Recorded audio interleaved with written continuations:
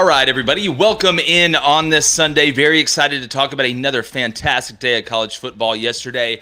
From coast to coast, from north to south, it was a heck of a weekend already. We got some NFL coming up as well. But let me go ahead and bring in my co-host, former Michigan quarterback, Heisman candidate, 6'7" with the arm of a rocket and the mind of a rocket scientist. Ooh. David Cohn, Golden Saturday yesterday, going 6-0. Yeah, Coney. The kid is hot. And took 11 weeks, boys. That's look, it's a dub's a dub. And speaking of dubs, the mustache is back. Yes, Whoa. Put out the red alert. The mustache is back. Everybody freak out. It's healthy. It's magically delicious, even more than Lucky Charms. But my brother, Blaine Crane, former Western State, Colorado wide receiver, and again, mustache and facial hair extraordinaire. He can also read a map pretty good.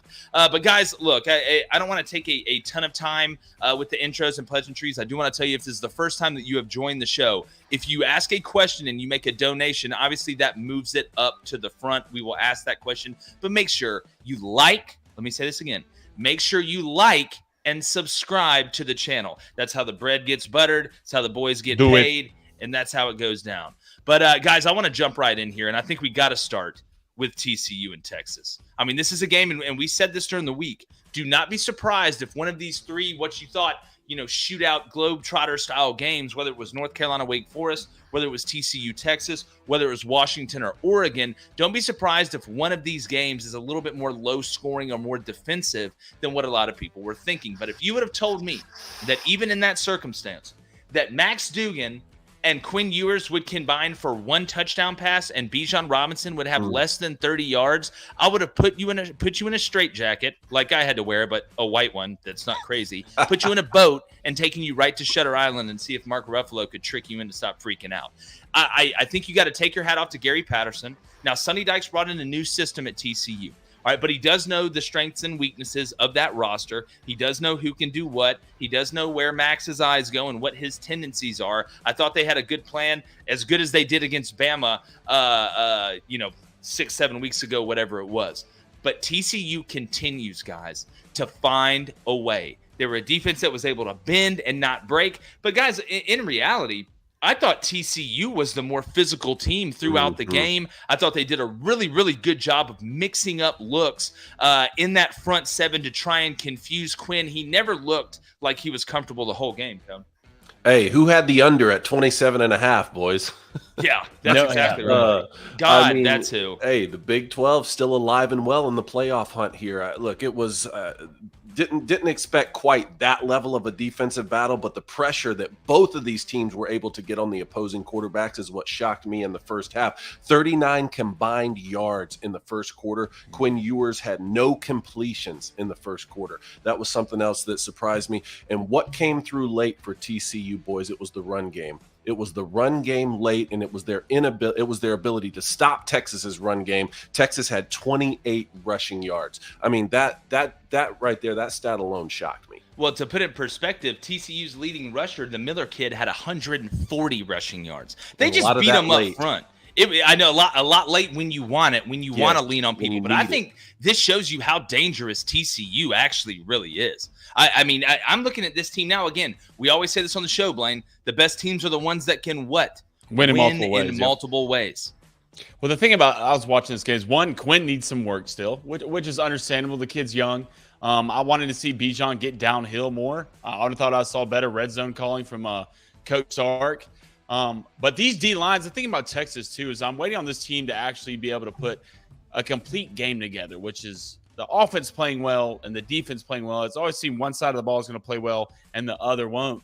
But TCU right now is like a Britney Spears song. Oops, I did it again. How many times are we going to keep doubting TCU against team? Walking in as a 7.5-point dog. I mean, I think money line was upwards to the plus 300, 400 range. But, I mean, both the D-lines got after it, and TCU yet again pulls out another one. And they're the better team. I'm surprised this game ended up being that close. Yeah, Cone, you called this when we did our picks. I thought this would be a field goal game that TCU would be able to win. But we do have a $5 donation. Remember, if you donate, your question gets read or a comment. James Stallings, I believe, was the one who donated. Blaine, can you see that right there? Can you look through the mustache? Yeah, James Stallings with a $4.99 donation. James, thank you, brother. He says Auburn. End of comment. Yeah, look, we're gonna get to that. I mean, that again, Texas A&M. End of comment. I mean, you're paying a guy $90 million to go 3-7. I said yesterday, Jimbo should have to give some of his salary back. And we've seen this before. We've seen coaches say, you know what, I'm going to give some of this back because it's pitiful. It's A&M is pitiful right now. Like it's sad to watch because they have talent. You always have some peripheral problem, whether it's Moose didn't play because he wore sleeves, or somebody was doing something in the locker room illegally, or somebody's driving 100 miles per hour through a enclosed parking garage. It's always something with A&M right now. And again, look, Jimbo's going to have to step back into a CEO role. I mean, you got to bring in an offensive coordinator, throw the bag at Garrett Riley. I think he kind of needs to take a step back a little bit, and I think he needs to evolve a little bit, I think, from a personality standpoint. But Andrew Burrows, $9.99 donation. So, guys, let me ask you this, Blaine, before we move off TCU and Texas here. Does TCU have the ability, are they good enough in your eyes to win a national championship? No. Blaine, you start. No. Why? I don't think so. Why? Because they're going to walk in as if they walk in as the 3 seed, maybe if they play Georgia first round, I don't think anybody's beating Georgia, to be honest, especially after what I watched against Mississippi State. Absolutely rolled Mississippi State. Could have been a lot worse. I know this game was a low-scoring game against Texas, but this defense hasn't been phenomenal all year, and they're going to have to, TCU, especially against Georgia, roll points up. But Georgia will put points up. Ohio State will put points up. Whoever's other team, whether it's Michigan will be a little bit of a different game, but Michigan's going to ground and pound them to death. Tennessee will put points up, and I think they have the worst defense out of all those teams I just named. So can they compete for sure? Is there always a chance for sure? Do I see them beating a team of Georgia or Ohio State's caliber, even Michigan? No, I don't.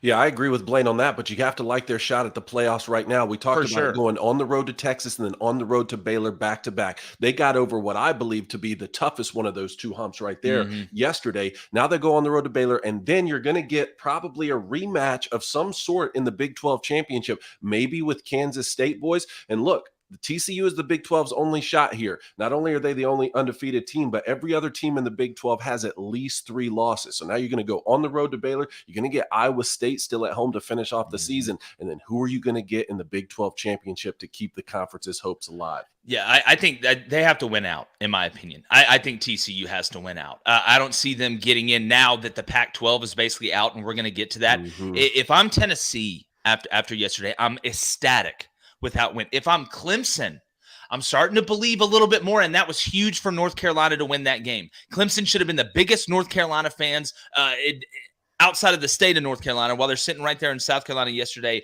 with what happened. But boys, this college football playoff kind of got cleared up a little bit, right? We talked about these matchups are going to start happening. Teams are going to start playing each other. It's going to start getting divvied out. Alex Cole, $4.99. Did you guys see Joe Milton launch that pass?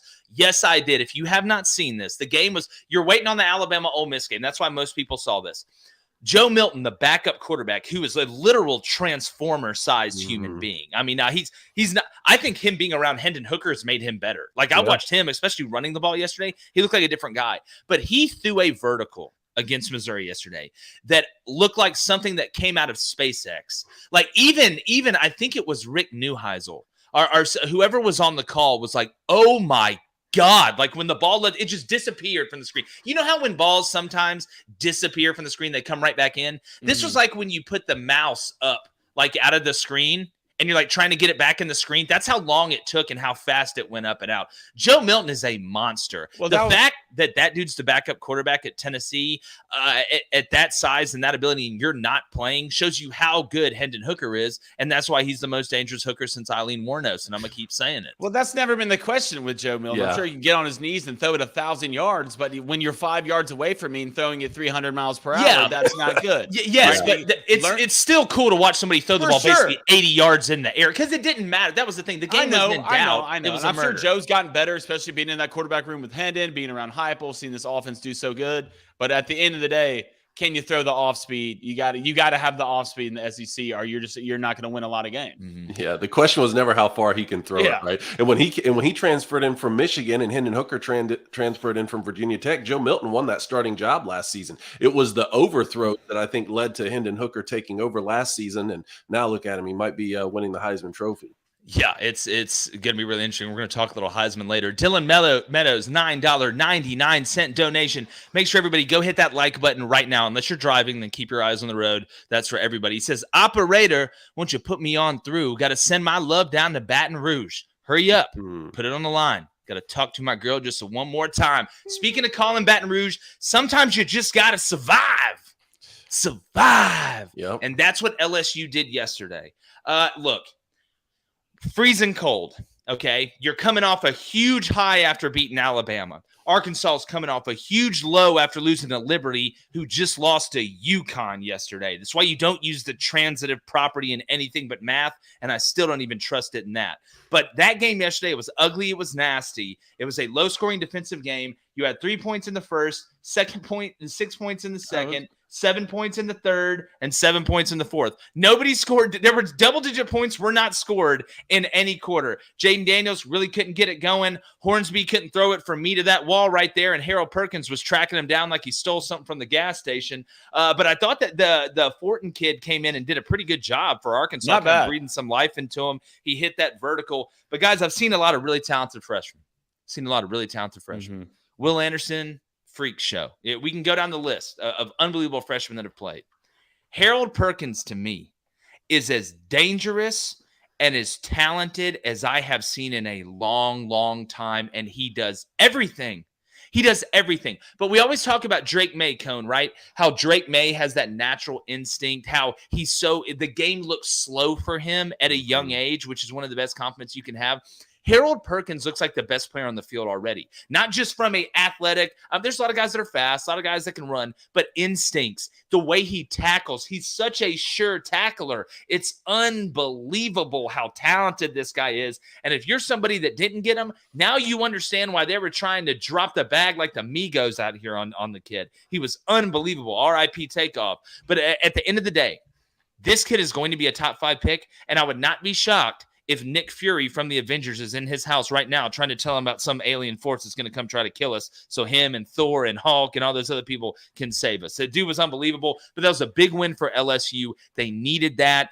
You continue to survive, and with Bama beating Ole Miss, you clinch the SEC West, guys. He joins the illustrious company of Les Miles, Jim McElwain, and Gussie Malzahn as the coaches to go to the SEC Championship or win their division their first year in the league. Brian Kelly, fellas, you got to take your hat off. It smells good down there on the bayou, but you got to go play well against A&M to keep your playoff hopes alive. Coney, what were your thoughts on that game? Well, my thoughts were, hey, just like you said, after an emotional victory over Alabama, to go in and do whatever is necessary to win the football game. Don't worry about covering the spread. Don't worry about hitting your TTP. Go in and win the football game on the road against an Arkansas team which hasn't lived up to expectations, but can still beat you in a heartbeat if you allow the previous week to affect you. Harold Perkins, you're talking about 4 sacks. LSU's defense writ large, great open field tackling, and I thought their ability to stop Arkansas on the 10-yard line after the Jaden Daniels fumble really set the tone of what we were going to see for the entire game. So now you're going to go to Atlanta. I mean, look, you have to like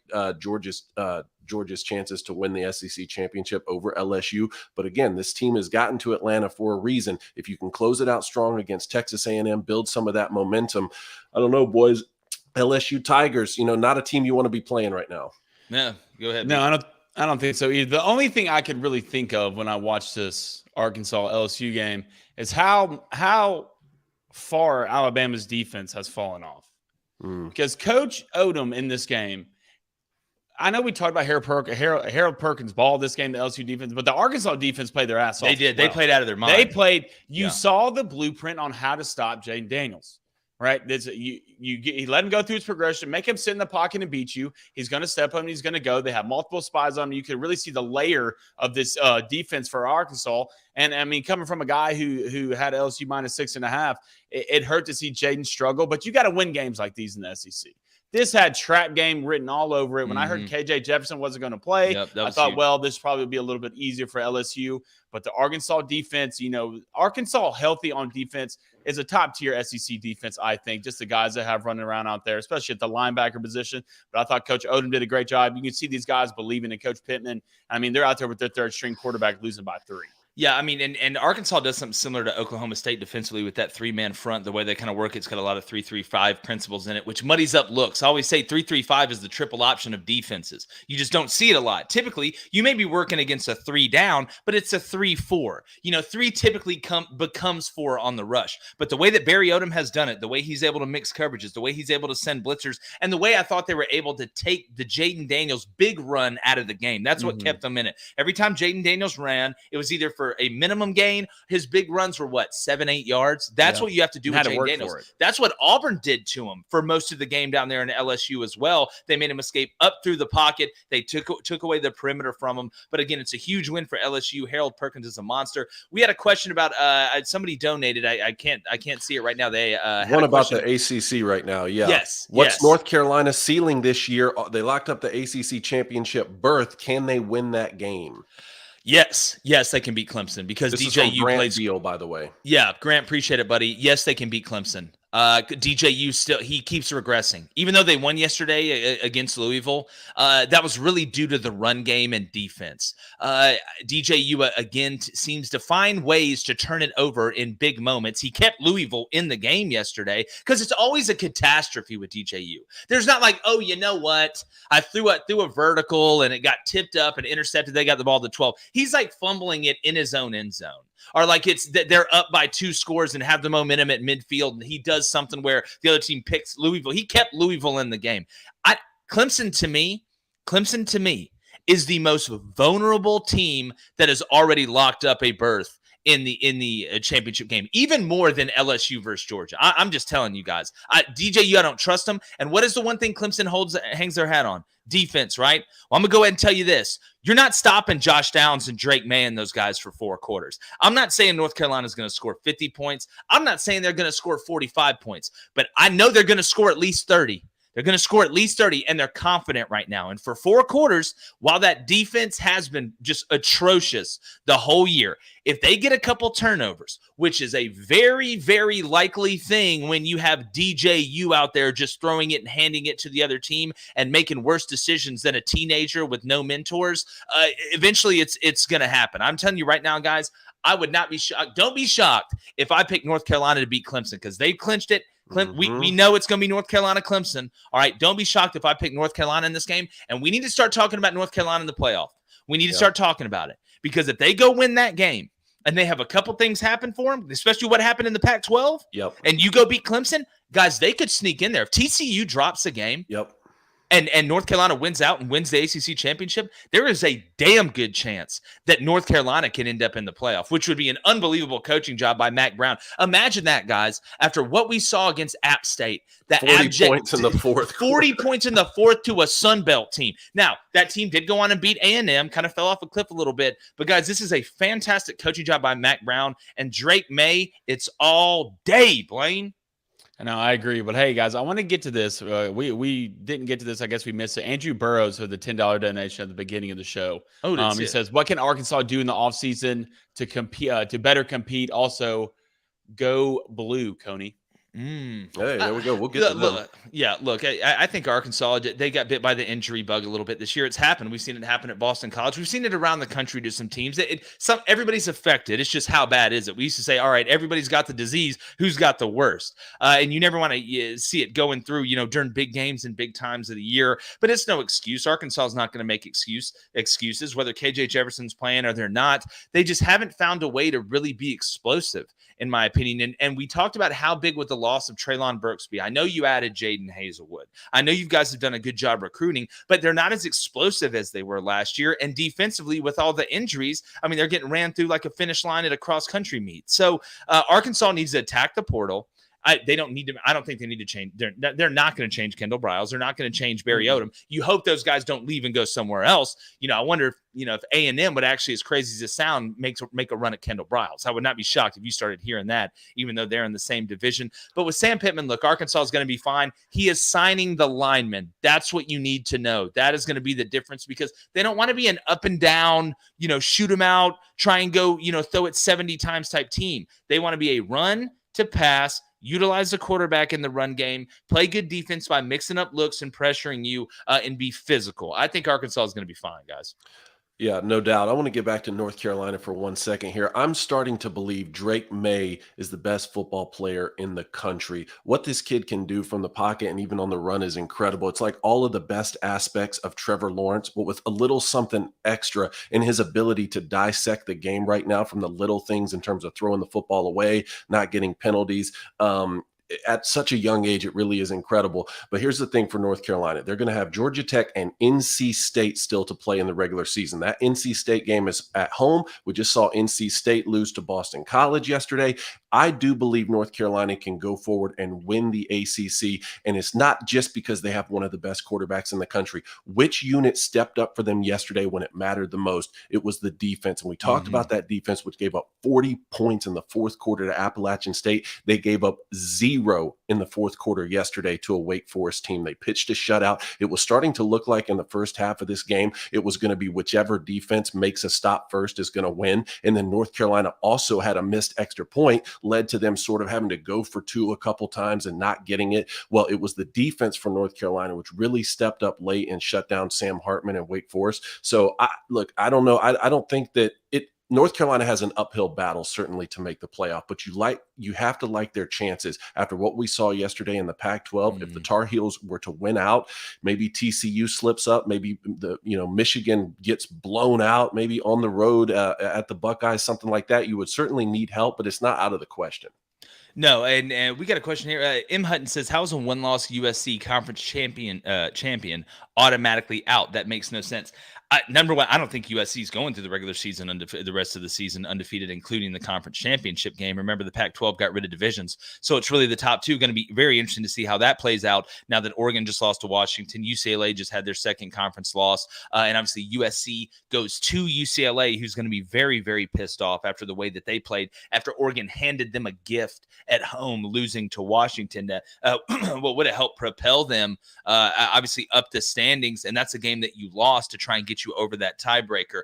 When I look at USC, though, if they were to win out, that's what it would be. If they were to win out, they're only lost at Utah, and they do win the Pac-12 championship, I think they do have a good chance a very good chance to get in. They're probably in, especially if TCU drops the ball and doesn't win the Big 12. You can go ahead and pencil them in. But again, I don't think USC is going to finish the regular season and then get through their championship game in the Pac-12 without having another loss. Again, I know they rolled up Colorado, but again, everybody's been rolling up Colorado. It's basically Colorado. It's basically a medicinal marijuana factory now. But I do want to move on, guys. I want to stay in the SEC here. We're going to keep going. We're just going to go top matchups first. Remember, hit that like button. Make sure you're subscribed to the channel. Really appreciate you guys joining us. And by the way, USC still got to play Notre Dame as well. And Notre Dame right now is hotter than a fat kid in the cinnamon roll factory. That's tied up UCLA on the road this weekend. Think about this, boys, on Notre Dame real quick. Notre Dame has now beaten the top 3 teams in the ACC: North Carolina, Clemson, Syracuse. They beat all 3 of them. Just be in the ACC, man. Just be in the ACC. Just join the Gonzaga's talking about going to the Big 12. Just hop on in there, guys. It's a great fit. Marcus Freeman, I know you're not scared. I know you're not scared. Hell, y'all just took down the Navy. What's next? At some point, let's just do this, man. Let's do this. It's going to happen anyway. All right, we got a donation. But what if USC's only other loss this season is against Notre Dame? And they play Notre Dame at home. Notre Dame would have ruined the playoff hopes for the Pac-12, for the ACC. I mean, it's like, just throw them at Notre Dame and let them play. Hey, it's it's Marshall and Stanford. It's like on heavyweights. You don't get it. Notre Dame's like the destroyer. He's like, you wouldn't want your father, Gerald Gardner, to know his son's a destroyer now, would you? That's who Notre Dame is right now. They're the kid who's telling the teacher you forgot to ask for the homework. But all right, we do have a donation before we get to Alabama Ole Miss. Blaine, with that beautiful stash, can you please? I think we have a couple. Have we got to Walmart? Elon Musk is Walmart. I don't think we have. Musk. There it is. That's my brother. Yeah, $5 donation boards. Are we more likely to see 2 Big Ten teams in the playoff or 2 SEC teams?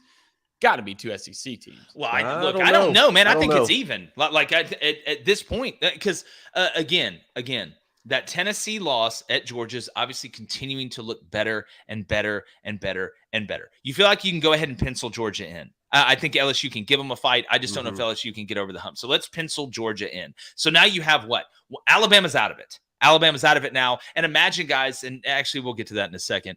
When I look at the Big Ten, It's going to be late. Obviously, Michigan and Ohio State play each other. So one of them is going to lose. I'm sorry. But it'll be a great loss.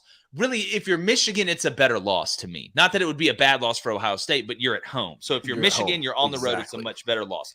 I think there is about an even chance, guys, about an even chance that you get 2 from the Big Ten or 2 from the SEC, because Michigan is obviously not going to play Ohio State in the championship game because the Big Ten still has divisions, and Michigan and Ohio State are in the same division. Georgia and Tennessee are in the same division. Now, if LSU beats Georgia, that's the best chance, I think, for the SEC to get 2 teams in. That's the best one. The second best for the SEC is Georgia to get there, Tennessee to be able to sneak in, TCU loses, USC loses, one of Clemson and North Carolina are both going to lose as well. So I think it's about even, David. I think it's about even. I think the best chance for the Big Ten to get 2 teams in is if Michigan goes on the road to the Horseshoe and they're the team that loses by 3 points. That's the best case scenario, because then you're going to tell an 11-1 Michigan team who went on the road to their biggest rival in a hostile environment after beating them in the Big House last season that they're not playoff worthy when losing, on the road by 3 points. When Tennessee went on the road to Georgia, I get that, but got blown out a little bit more. So that to me would be the best case. Whereas if the Buckeyes lose that game, just like you said, Jake, then the committee's looking at, okay, well, the Buckeyes lost a home game. And so that's where that may come into play. Yeah, Lawrence Robinson says Michigan had a horrible non-conference schedule. If they don't win, they're not getting in. Again, look, we talked about Michigan's non-conference schedule a bunch. I mean, hell, they had a quarterback competition 3-4 games into the season. That's how bad the non-conference was. But I think when you do watch them play, that the eye test does matter. Physicality does matter. I do think it bleeds through. Because, again, you can watch teams like Ohio State played Penn State, Michigan played Penn State, and try and infer something from there. Now, would I be totally just crazily upset with the committee if Michigan didn't get in after beating Ohio State, and let's say Tennessee got in or LSU got in for beating Georgia, or USC, finished it out winning the regular season in the Pac-12 championship and TCU got it? No, I wouldn't. I think the loser of that Ohio State-Michigan game does need some chips to fall into places. But I do think that if Michigan got there in that 4, they could definitely compete. I think this Michigan team would beat the Michigan team from last year, even though they had Aiden Hutchinson and Joe Boo and guys like that. Guys, I'm going to tell you right now, I think this Georgia team would have a decent chance to beat the Georgia team from last year with what I'm seeing offensively, with the way that they're growing. Look at the numbers. The defense, they're having the same season. The defense is a little bit behind where it was last year, just a little bit behind. Stetson's having, really, in my opinion, a better year because Todd's letting him have a better year. I think this Georgia team is more balanced than the Georgia team was last year that was just trying to not screw it up. But speaking about balance, guys, I do think that's I think it is a great point, though, about Michigan's non-conference schedule. Now, one point to remember, they were supposed to play UCLA. That was supposed to be a home game. Something happened with that, with the scheduling. They had to fill in. I believe it was either the Hawaii or the UConn game they had to fill in. But he makes a great point. If we're looking here at Michigan's only losses in the Horseshoe by a few points, and Tennessee's only losses in between the hedges by, what did that one end up being, 20-something? 13? 13. They scored late. That's right. And the committee decides to go with Tennessee based off strength of schedule because you went on the road to Pitt. Your 2 cross-divisional opponents were Alabama and LSU, and you went into Baton Rouge and won by a lot. If the committee ends up deciding to go with Tennessee because of strength of schedule, I can get behind that, and I think that's going to catch a lot of people's attention in Ann Arbor, saying, hey, play tougher non-conference games. Yeah. I mean, it has to matter, right? Yes. I mean, it has to matter, because at the end of the day, if Michigan does go to Ohio State and lose, and I mean, Tennessee lost on the road, Michigan lost on the road to these high caliber teams, you're going to be pulling hairs, right? I mean, you're going to be splitting hairs when it comes down to this, and scheduling has to matter. You go through Tennessee's schedule, oh God, it's not fun from the beginning to the end. It's not an easy schedule, but all 5 of these teams, if got in the playoffs, would compete. All right, would have a chance to win it, in my opinion. So it's going to suck. But if it's me, right, I would give the nod to Tennessee. Yeah, I agree with that. But again, it's going to be fun to watch on the stretch. And when they drop the college football playoff rankings this week, it's going to be very interesting to see if they keep with the theory and theorem, I guess, which there really is done what it looks like, in my opinion, where they put everybody. We are going to give Vandy some love. Do not worry. We are going to give Vandy some love in here. Expectations. No, they don't have expectations. That's why everybody's so surprised they won. That's why everybody's so surprised they won. If they had expectations, to win. you'd have been like, wow. They won their Blaine. Because no one believed in them. They won their first SEC game in 26 tries, and it was on the road. Delusional expectations. That's the only way you're going to get where you need to be. I need it to be known I'm team anchor down here. There was some confusion yesterday on Twitter. Huh? I'm in the boat pushing the anchor to release it under the boat. All right, that's what I'm doing right now. Been on Clark Lee. All right, putting on Cerebro. Right, telling people what's going on. Expectations. Hey, shout out them and shout out Boston College.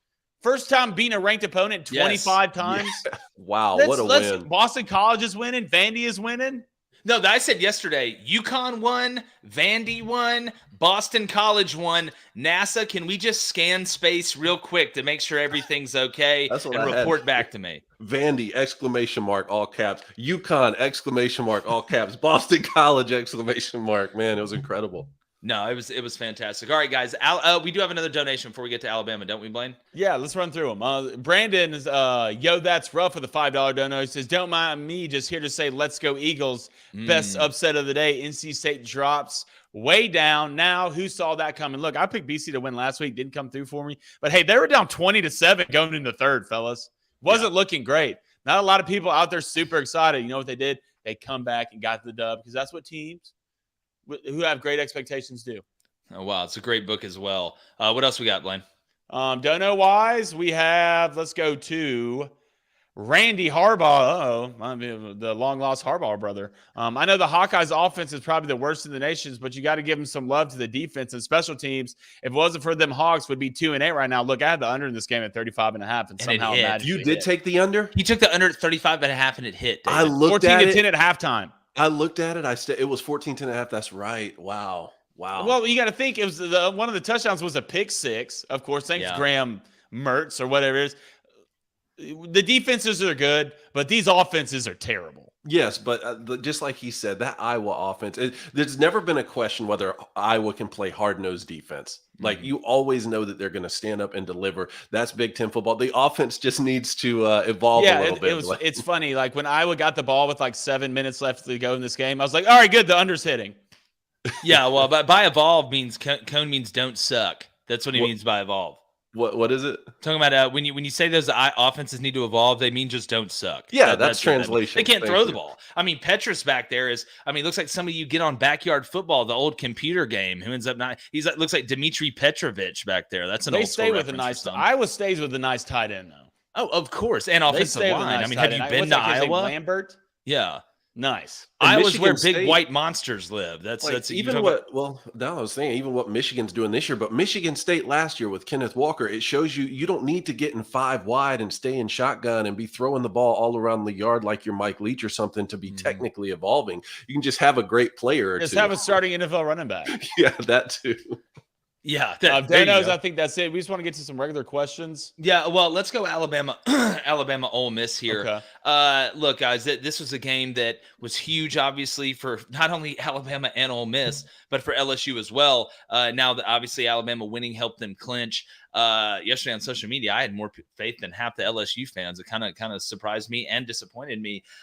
This was a game, and I sat here and I thought about it, and I thought about it after, and really kind of went, did the numbers, put liquid paper on a B. It died. But guys, it was so interesting to watch. Number one, Jahmyr Gibbs not playing in the second half, and Alabama playing better. I think is very interesting. What happened there, Jake? I don't really. To be honest, he didn't look hurt. He didn't look hurt. I think it was either an ankle or a calf. Really? But I watched him walking around on the sideline. He had his helmet on too. Like typically, if you're hurt, they're going to take your helmet away so you don't run back out there. He still had his helmet on. But Alabama's offense was playing better without him. Yeah. They were playing better without him. McClellan was running the ball fine. The play action was working. Pass protection was good. Jahmyr Gibbs isn't a horrible pass protector, but he's not a guy that you trust a lot in pass pro. And when he's in there, there's a good chance that it's a throw. He runs a little bit, but their perimeter runs. McClellan's more downhill. I think he was more of an enforcer. But this Ole Miss offense, what we've seen in the past is they were quick strike, right? When they would score against Bama, they would hit the home run for 50 yards. Very rarely were they going 8, 9, 10, 11 plays. This Ole Miss team is very methodical. They're not going to hit home runs from all over the place. And when you're very methodical like this, teams are able to hang around. They're able to take the punch better than if you're able to just bombs over Baghdad all the time on the outside, making big plays, whatever. Ole Miss was the more physical team for 50 to 60% of this game. Judkins was running downhill. He ended up with 135 yards on 25 carries and 2 touchdowns. And he also set the rushing touchdown record for Ole Miss at 15 as a freshman. And you still got a couple games left to go. So he's going to absolutely shatter that. Jackson Dart was playing well. They were mixing the run with the pass. They were running to pass, which is what Ole Miss is. They kept running that little quick pitch play that was working, and they had a couple counters built off of it. They had the play action where he'd fake the pitch and hit the guy coming across the middle. Wasn't an RPO. That was a true fake. Then he had the quarterback counter run where he would fake the quick pitch, and then they'd pull 2 guys around and he'd go hit the weak side, so that they were playing off the same plays, but it was methodical and it kept Bam in the game. So an Ole Miss team that is up 17-7 that is like this is a lot easier to catch than the Ole Miss teams in the past, because they're not going to go blow it up. But I was shocked, guys. It's like Jackson Dart got nervous as the game kept going. He would just take off. He panicked, like on Jake. 3rd and 11, he was just panicking. He went Jody Foster, David. Yep, he did panic. Look, here's some stats to consider here. Turnovers, even between the two teams. Time of possession, basically even.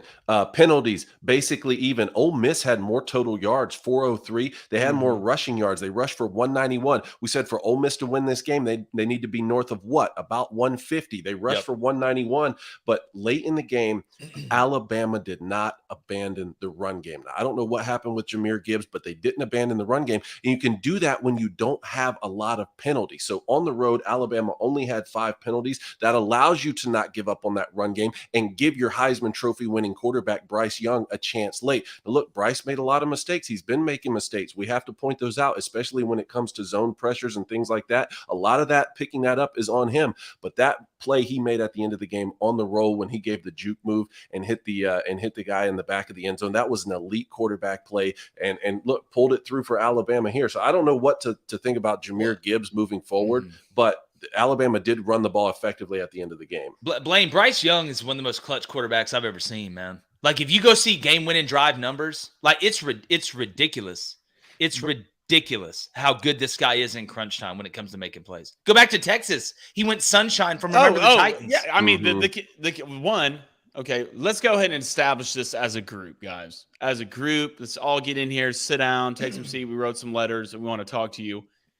Bryce Young is head and shoulders better than Will Levis is at the quarterback position. Mel Kiper, you're fired. All right. You're fired, Mel Kiper, there forever. Can't be a GM or a scout out there who listens to what Mel Kiper says. I don't have anything against Mel Kiper. I do the opposite.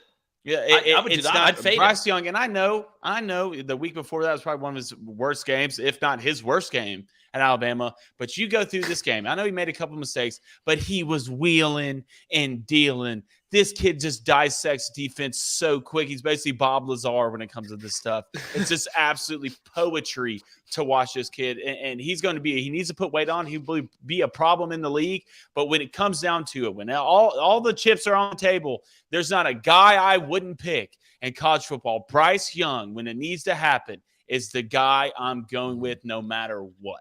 Yeah. I'd love to have a horrible game and score 49 points on offense. That'd be absolutely. Or, how many did they end up scoring against? I'm thinking of the Tennessee game. Yeah, 49. As opposed to the LSU game. Well, Blaine, too, when I look at crunch time and we talk about players that can really make big plays. How about Michael Penix Jr. yesterday? Washington kind of fallen off a cliff. And I said this during the week. He has the strongest arm to me for any starting quarterback in college. Remember Joe Milton? I'm talking about starting quarterback. So he made a throw yesterday. The touchdown that gave them the lead, that throw that he made was really about a 55-yard throw when you really look at it from where he threw it on an absolute rope. It shocked the safety. for Oregon. He was in great position. He was doing everything that he was supposed to do, and he was able to fit that ball in there. But before we get to Washington, Oregon, make sure, remember, hit that like button, hit that subscribe button. And if you send in a donation, it goes straight to the top because BS walks and money talks, especially in this economy. But guys, look, it's 71 total points. I thought there was going to be more than that, to be honest with you. I thought there's no chance in hell that both these teams wouldn't be in the 40s. But when you look at the numbers, listen to this efficiency.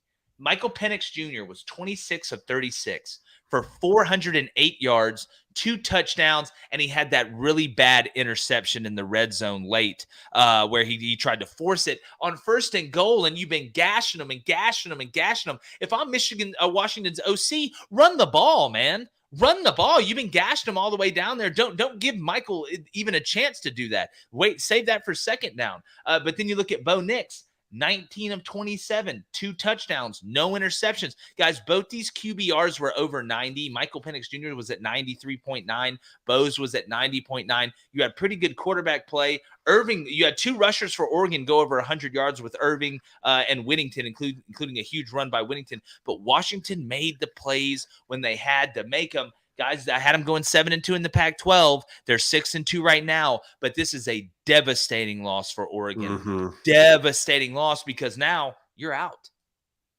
You want to talk about elite quarterbacks? Michael Penix Jr. is on that list. I think he's going to have a great NFL career. The surgeries and the injuries he's had are going to give some NFL scouts pause, but I truly believe that he can have ultimate success at the next level. We're talking about statistics here, right? Oregon won time of possession. Oregon won total yards. Turnovers were even. They still lost the football game at home. Here's one more thing. UCLA and Oregon both lost at home. UCLA rushed for 220. Oregon rushed for 312. Wow. That shocked me, guys. I mean, this is what Oregon, this is what you're paying Dan Lanning to fix, right? The defense. All right. We've seen what happened against Georgia. This was kind of a little Washington came out and just spread the ball around. And the only thing that kind of got me upset about this Oregon defense is they gave up multiple 3rd down and longs. Huge, yes. 3rd down and 10 plus in crucial situations, getting beat the way you can't get beat the day one. We're going to stop this, make them beat us another way. Gave up Penix rolling out, just breaking the pocket, getting it, deep throws down the field, comebacks. You rush the ball you rush for 300 yards. All right. You have almost 600 total yards of offense at home. And if anything, your defense just has to show up.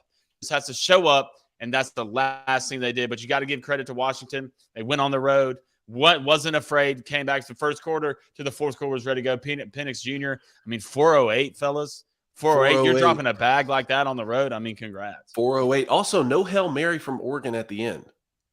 So, didn't get it. Yeah. It looked like, what was crazy, and I'm going to get to that 10-leg parlay that we hit last night, but that I was so happy when they went out there to throw the Hail Mary, and I was shocked. That he just I've watched Bo Nix play his whole life, okay?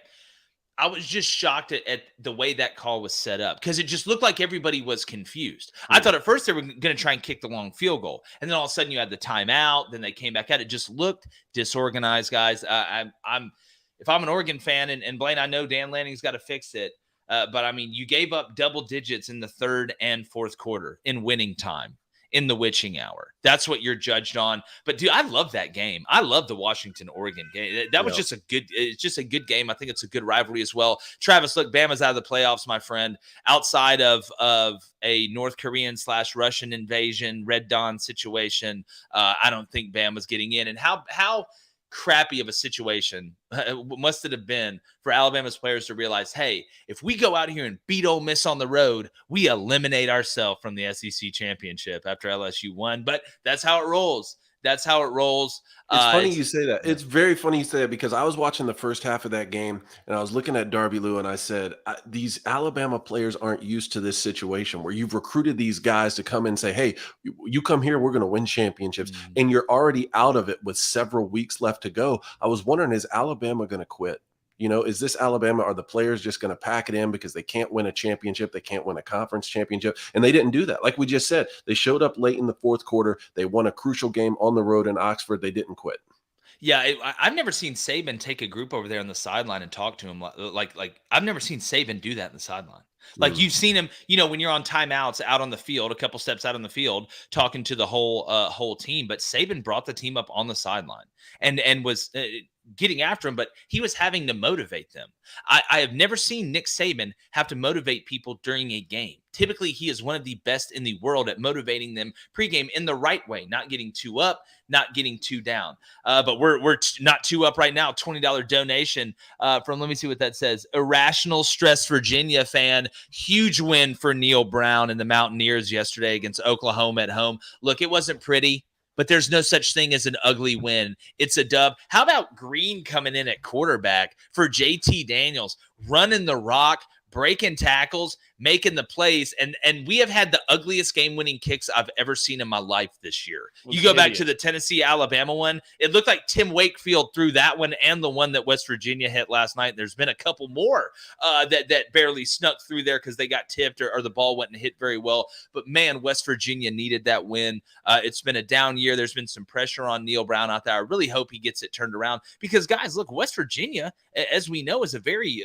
traditional program. I mean, they love their football out there. They burn furniture in the streets after they win. I mean, look, where I'm from at Auburn, we throw toilet paper in the trees. We don't go burn down City Hall, but that's y'all's thing. So they needed that. But Oklahoma, guys, I will tell the Oklahoma fans this, and I think both of y'all agree with me.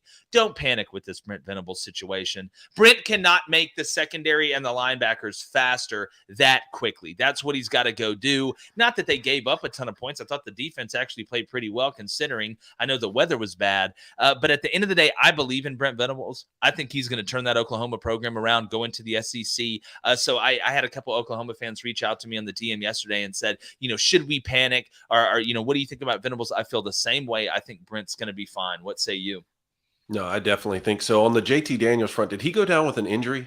I caught it about halfway through the second quarter, I believe, and Green was in there, and I don't think it was an injury. I mean, they were even talking about the broadcasters when I flipped it on, saying, you got to stay with Green in the second half. You got to stay with this guy. He's giving you a spark. So I think it was rainy. It was nasty. It really goes against everything that JT Daniels can do. He's a pocket passer. JT Daniels is not going to wow anybody with his athleticism inside or outside of the pocket running. I just think it was a better fit for that game. I don't know if he's going to be the guy going forward. I think you may see some more packages for him in the red zone, third and short, things like that as well. But again, Blaine, it was a nice win for the Mountaineers out there.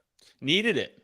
West Virginia needed it. No, I wouldn't panic if you're Oklahoma. It's not like he can just get 11 new guys. Like, hey, guys, these guys are going to come replace you for these next couple of weeks. I went ahead and paid him, recruited him, come in here, and let's play good. He's working with what he can. I mean, if anything, Coach Venables can recruit. Oklahoma's still a huge brand. You'll be fine. But huge for West Virginia. Yeah, I'm not positive whether or not JT Daniels didn't get to watch much of this game. Did watch the highlights, though. But good win for West Virginia. Neil Brown needed this one bad, fellas. Badly. Bad. Look, and real quick, Tulane, UCF, it seems like every time we get told there's going to be a big wave or the wave's going good, it doesn't happen. It's been twice this week with Tulane going down at home to Gus Malzahn and that pop-up book passing offense. But, dude, UCF just out-physicaled them. I mean, what UCF's going to do. All right, there's no surprise. There's no, oh, my goodness, they went empty the whole game. They threw it 70 times. You know who John Reese Plumlee is. They're going to find ways to get him on the move, to throw the ball, to run their pick plays, throw to grass. They don't want him to sit in the pocket and have to beat you. Obviously, he can keep the zone read, the RPO, all those things. He's a talented runner. But a big win for UCF. And look, if you're Tulane, all right, these are the games where you feel like you have to win. Like you get the spotlight, right? Even with the bad loss to Southern Miss, you get the spotlight. Everybody's talking about it. Ranked matchup would be huge for recruiting, and you blow this game. And not blew it. UCF really just took it from them. But I could not help but think to myself while I was watching the Tulane fans in the student section, thinking, you know what, guys? They get to go to Bourbon all the time. Like, how upset really are they? Are they really that mad? Like, oh man, my apartment's above Bourbon, so I'm going to be pissed for like 20 minutes and then read a book about being a lawyer and then go out to Bourbon. So it was a great atmosphere. You just wish that Tulane would have played better. Yeah, I just don't think Bourbon Street like all the time would be fun. See, I was like feeling that it's a too, vacate like 2 to 3 days max, fellas. Yeah. 2 to 3 days max. Then want to get out of there. You know, I don't want to walk outside and it smell terrible every morning. You know, bourbon's fun for like a 1 or 2 nights. We'll bachelor party. We'll have a good time. But I do not want to. Tulane, beautiful campus. So. Is that how you feel about Broadway here in Nashville? No, I mean, Broadway's like Broadway's a little bit better, right? I mean, Broadway it's not alone, one thing about bourbon's like, you know, like hangover, you know, we're not going to remember the next day type of thing. Why is there a monkey in the apartment? And Broadway's more like, oh, that's the 60th bachelorette party that we've seen, and we're gonna go listen to country music for 4 hours and just try to find one place. I'm gonna go listen to you Jason count how many Aldean times you scream hear at me. low places, and it's gonna be 5+. I promise. Hey, I had a good one here from Flaming Dragons Ankles. Ask Crane and Co. If Venables doesn't pan out in a couple years at Oklahoma, does Josh Heupel leave Tennessee for his alma mater? No. Yeah, well, you said. What do you mean, Blaine? What do you Why? mean? That was a very quick no. Okay, Blaine. Let's really think about this. Please indulge me. Josh Heupel. It wasn't like he just played at Oklahoma. It wasn't like he was the backup fullback or he was the backup quarterback that held for 3 years. He won a national championship and the Heisman Trophy as the quarterback at Oklahoma. Okay, those were the glory days for Oklahoma. He is statue worthy in Oklahoma. You know what happens when mama calls sometime. Not every time, but sometimes. Now, Tennessee, and the sad part is Tennessee is a national brand and is outstanding. But sometimes there is nothing that you can do. Sometimes there's nothing that you can do. That's why I said Auburn doesn't need to hire Deion Sanders, because what happens when Mike Norvell gets fired or something happens? Deion's going to go to FSU the same way Mario went to Miami. But there is instances where I don't think people would go to their alma maters. Dabo Swinney. I don't think he wants to follow Nick Saban, because you know what the rule is. You never want to be the guy that follows the guy. You want to be the guy that follows the guy that followed the guy. But I think Josh Heupel and Tennessee fans, calm down. It's not going to happen anytime soon. I think Brent Venables has at least 3 years, 4 years there. Let Heupel continue to fall in love with Tennessee. Y'all can be together, him and Danny White and Smokey, and Philip Fulmer can show up, and you can make fun of Butch Jones and do all types of things. Let him enjoy it. Keep on winning. But guys, I'm telling you right now, I would not be shocked if Josh Heupel ends up going to Oklahoma at some point, just because it's home. It's home. You see the movie Homeward Bound? Where are those dogs trying to go, Cone? They're trying to go home. Josh Heupel did not win the Heisman Trophy, but he did win the Heisman Trophy. He was the AP Player of the Year in 2000 when they won the national championship. Yes, AP Player of the Year. That is what Tennessee. And he's got that iconic picture of him holding Tennessee is home. It's home. It's the new home. All right. It's the new home? It's the new home. Sometimes you don't want to go back to mama. All right. Sometimes you just don't. Mama, I got to stay out past the street lights. All right. I'm going to say this, all right? Tennessee, you were the one that got beat a lot as a kid for SEC doing talent stuff on like what? that. Defense, right? Gives you a chance to win what? Championships. You saw what happened with Lincoln Riley, right? You saw it. Offense, maxed out. You got Kyler Murray running around. Baker Mayfield running around. Still can't win it. You know why? Because you don't got the players on defense. Well, guess where Oklahoma's going? To the Tennessee SEC. Can do what? Oklahoma's going to be in the SEC. Tennessee's hot, right? It's Vogue Week. It's New York Times. Tennessee's on the front picture of it. Heupel is holding a football, right? You're selling right now at Tennessee. You can get those guys on defense to win a championship. Even if you do drop a game against Georgia, you still probably will get what? Maybe in that playoff, right? Especially go to 12 teams. I'm saying the defense scares me for Oklahoma because we've seen them maxed out on offense. They couldn't get any better, racking up points. But the defense has some matters. You can't win championships without it. Well, like if I'm Tennessee, look, I'm doubling down. If I'm Danny White, I'm like, listen, hey, Josh Heupel, here's the deal. We will give you what they're paying Jimbo, but the buyout is we have to get one of your family members. Like it has to be something like that. Like it's not money. It's got to be something like we have to take your dog. It's got to be the real Rumpelstiltskin situation. No, that's what I'm saying. Look, you call it spade a spade. How much do you care? How much little Andy worth? Huh? You want to go back home to Oklahoma? All right, Andy, just stay in Knoxville. We'll let you hang out then we train him to one day go against you in coaching, and a huge moment. Anakin Skywalker. The chat would be popping on the that. Thing you needed, but you never saw coming. That's exactly. Wow. God, we need to write a book. All right, guys, let's keep continuing. Remember, hit that like button, hit that subscribe button. If you do donate, we ask that question quicker. And no, we're not going to let anybody spend this donation money on any cold soda money, as we call it in the streets. All right, give me, let's see, looking down here at the rest of the top 25. Kansas State dominates Baylor. dominates Baylor. And listen, I don't think there should be any panic for Dave Aranda. You did lose a decent amount last year. I just continue to be unimpressed with Blake Shapen. I think he's been one of the biggest disappointments this year for me. Yesterday, you throw 2 more interceptions with no touchdowns. You have a QBR of 30.6, which is absolutely terrible. And guys, look, Will Howard's the quarterback at Kansas State. If Will Howard played against Oklahoma State, I think they beat him. He's got to be the guy. He's your guy. Adrian Martinez was a nice story coming over from Nebraska. Everybody love everybody. Let's hold hands and sing together. But Will Howard, again, balls out. Goes 19 for 27 for 200 yards and 3 touchdowns, a QBR of 93. Deuce Vaughn went for over 100 yards as well. It was just a great performance from a quarterback that seems like a better fit than Adrian Martinez. And guys, if Kansas State makes it to the Big 12 championship game, how do we feel like them? How do we feel about them against a TCU? Because they're as hot as anybody. TCU.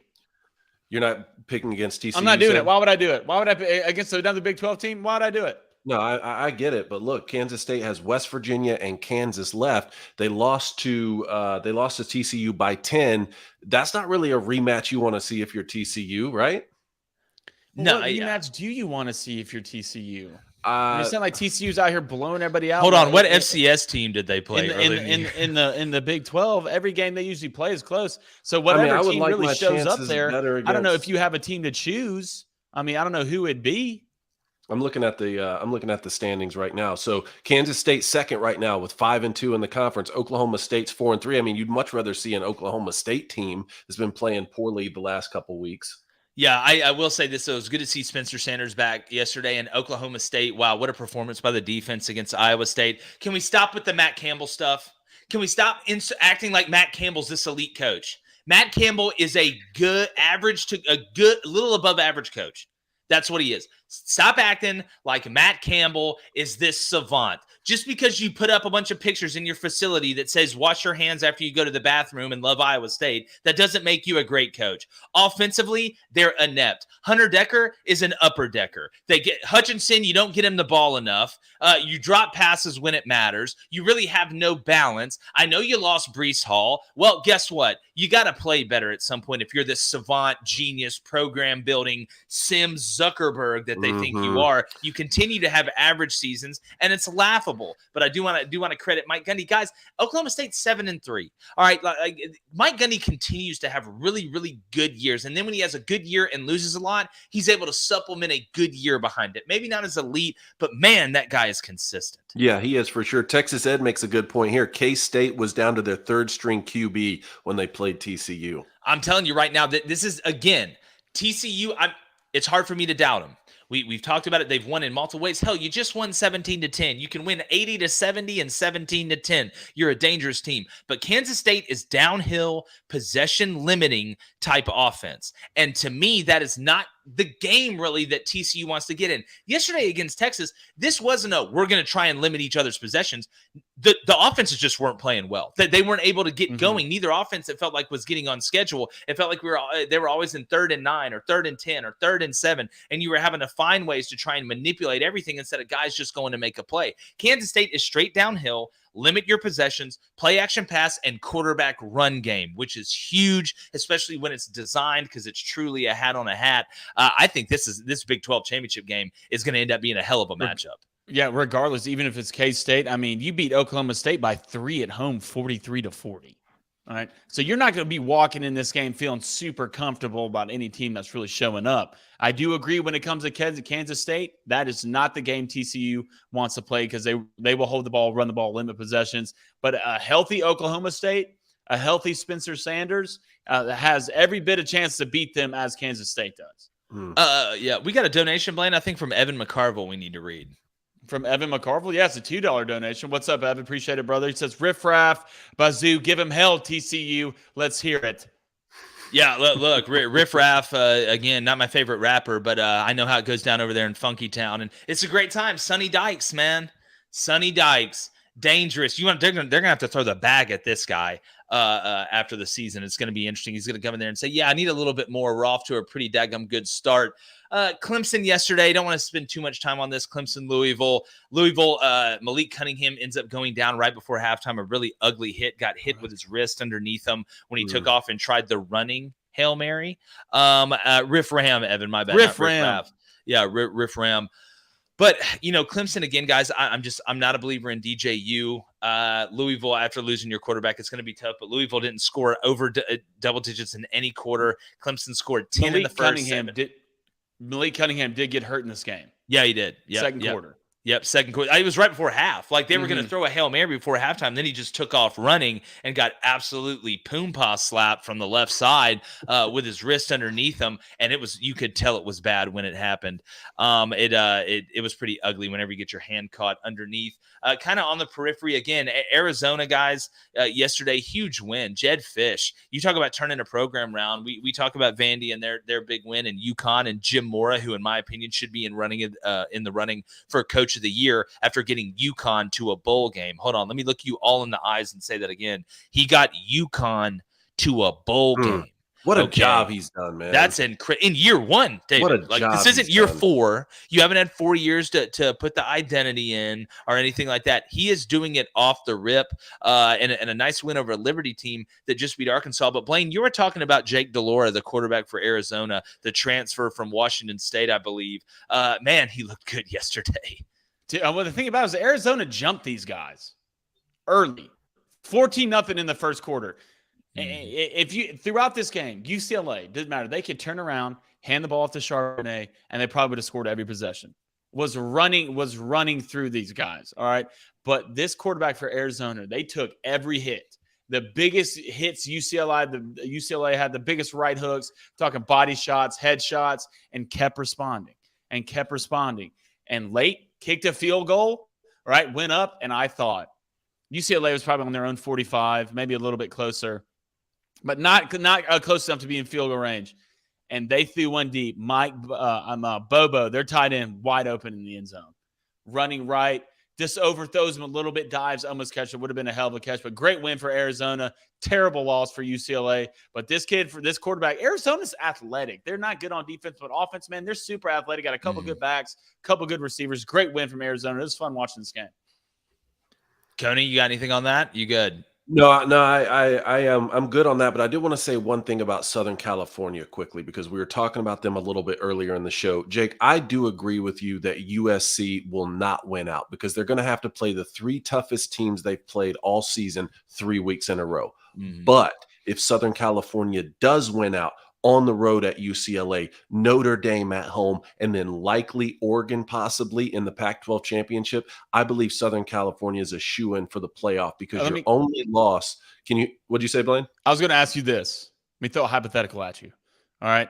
USC wins Pac-12. North Carolina wins ACC. Yep. That's exactly where I was going. With Clemson not being undefeated anymore, and you would be deciding between Southern California with 1 loss and UNC with 1 loss, I believe they'd go with Southern California. Not only for brand recognition, but your only loss would be on the road to a Utah team, which was preseason, top 12, maybe even top 10. I think that Southern California, especially when we start to talk about, you were talking about strength of schedule, Blaine. Imagine that strength of schedule down the stretch when the committee is watching the closest. Win at UCLA, win against Notre Dame, which we've already said is beating the top 3 teams in the ACC, including North Carolina, and then you would go beat an Oregon team probably in the Pac-12 championship. I think USC would then get in.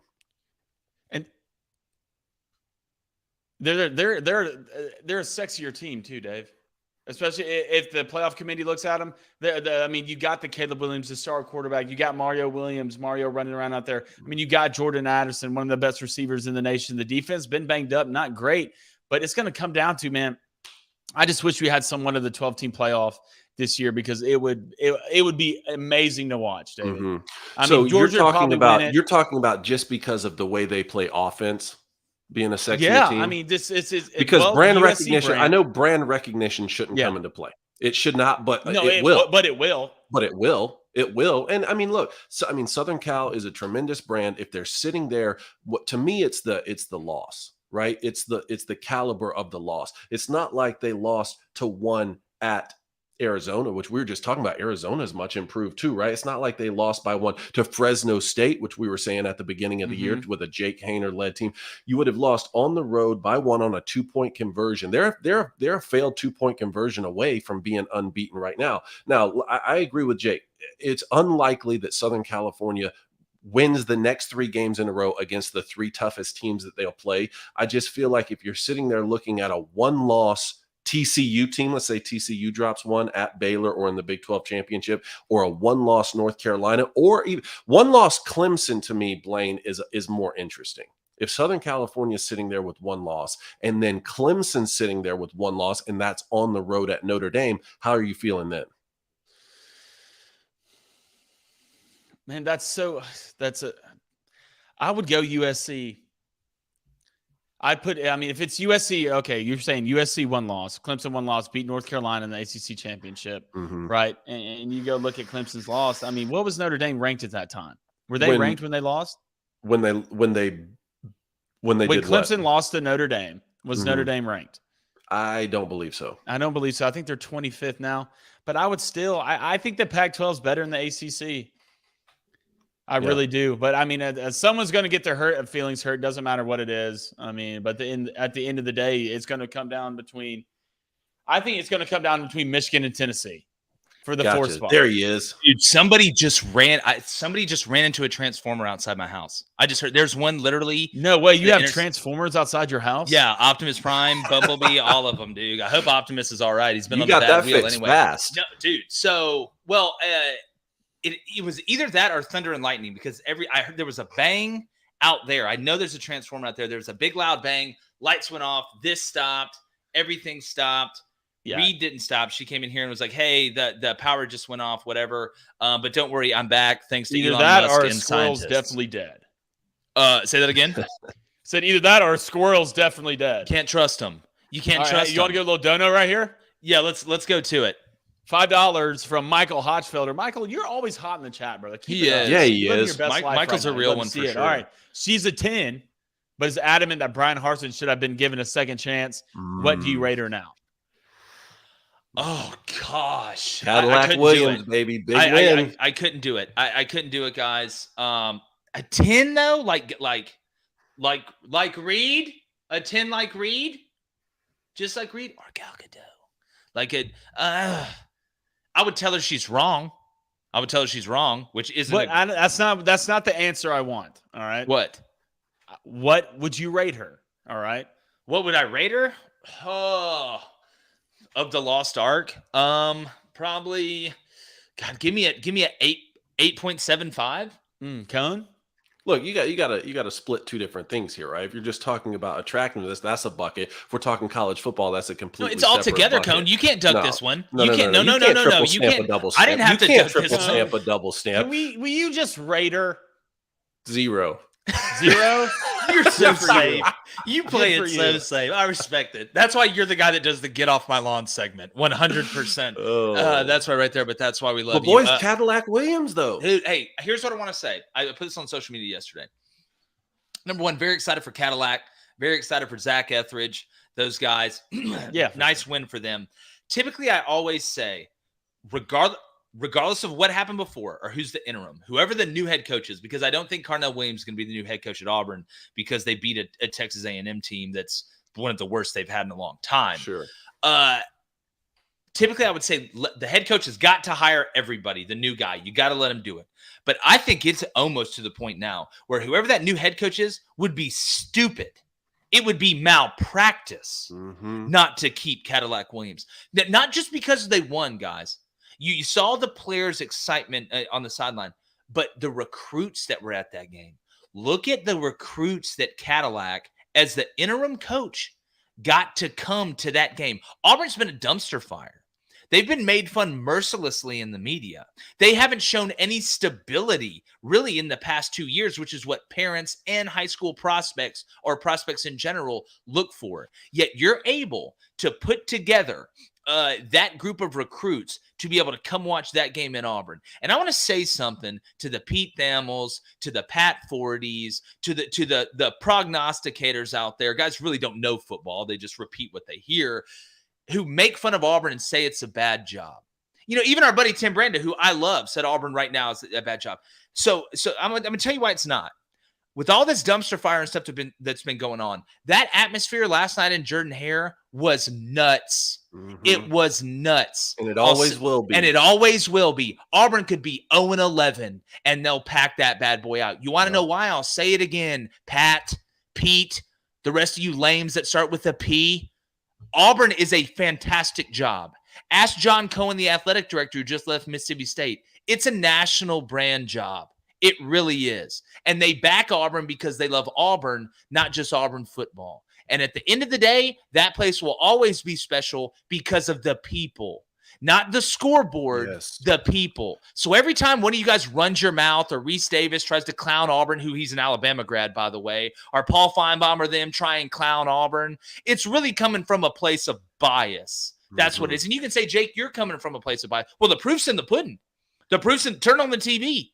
Turn on the TV. So at the end of the day, I just want to get that out of there. I mean, at the end of the day, it is what it is. And don't be shocked if Auburn's back next year. Don't be shocked if they're back in a big way next year and you get Georgia and Bama at home if they go out and get Lane Kiffin or Hugh Freeze, which, by the way, that loss by Ole Miss yesterday was huge for the Lane Kiffin to Auburn people. It was huge because that's one of the best teams Ole Miss has had, and he knows deep down who has the most resources. He knows deep down who Alabama was a little bit worried about every single year. It's not Ole Miss. It's not Mississippi State. It's not Arkansas. It's not LSU. It's the guys right down the street. So I'm telling you right now, this Lane Kiffin stuff I think is about to get a little bit wild, fellas.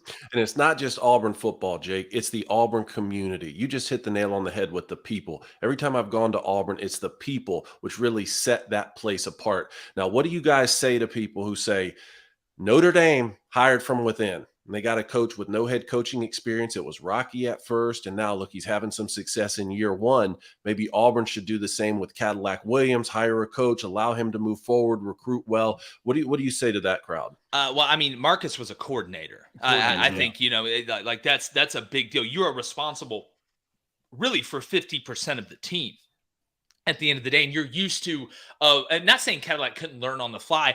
I think it would take Caddy longer, because that's just the nature of the beast. But I'll say it again. Whoever the new head coach at Auburn is, it would be malpractice.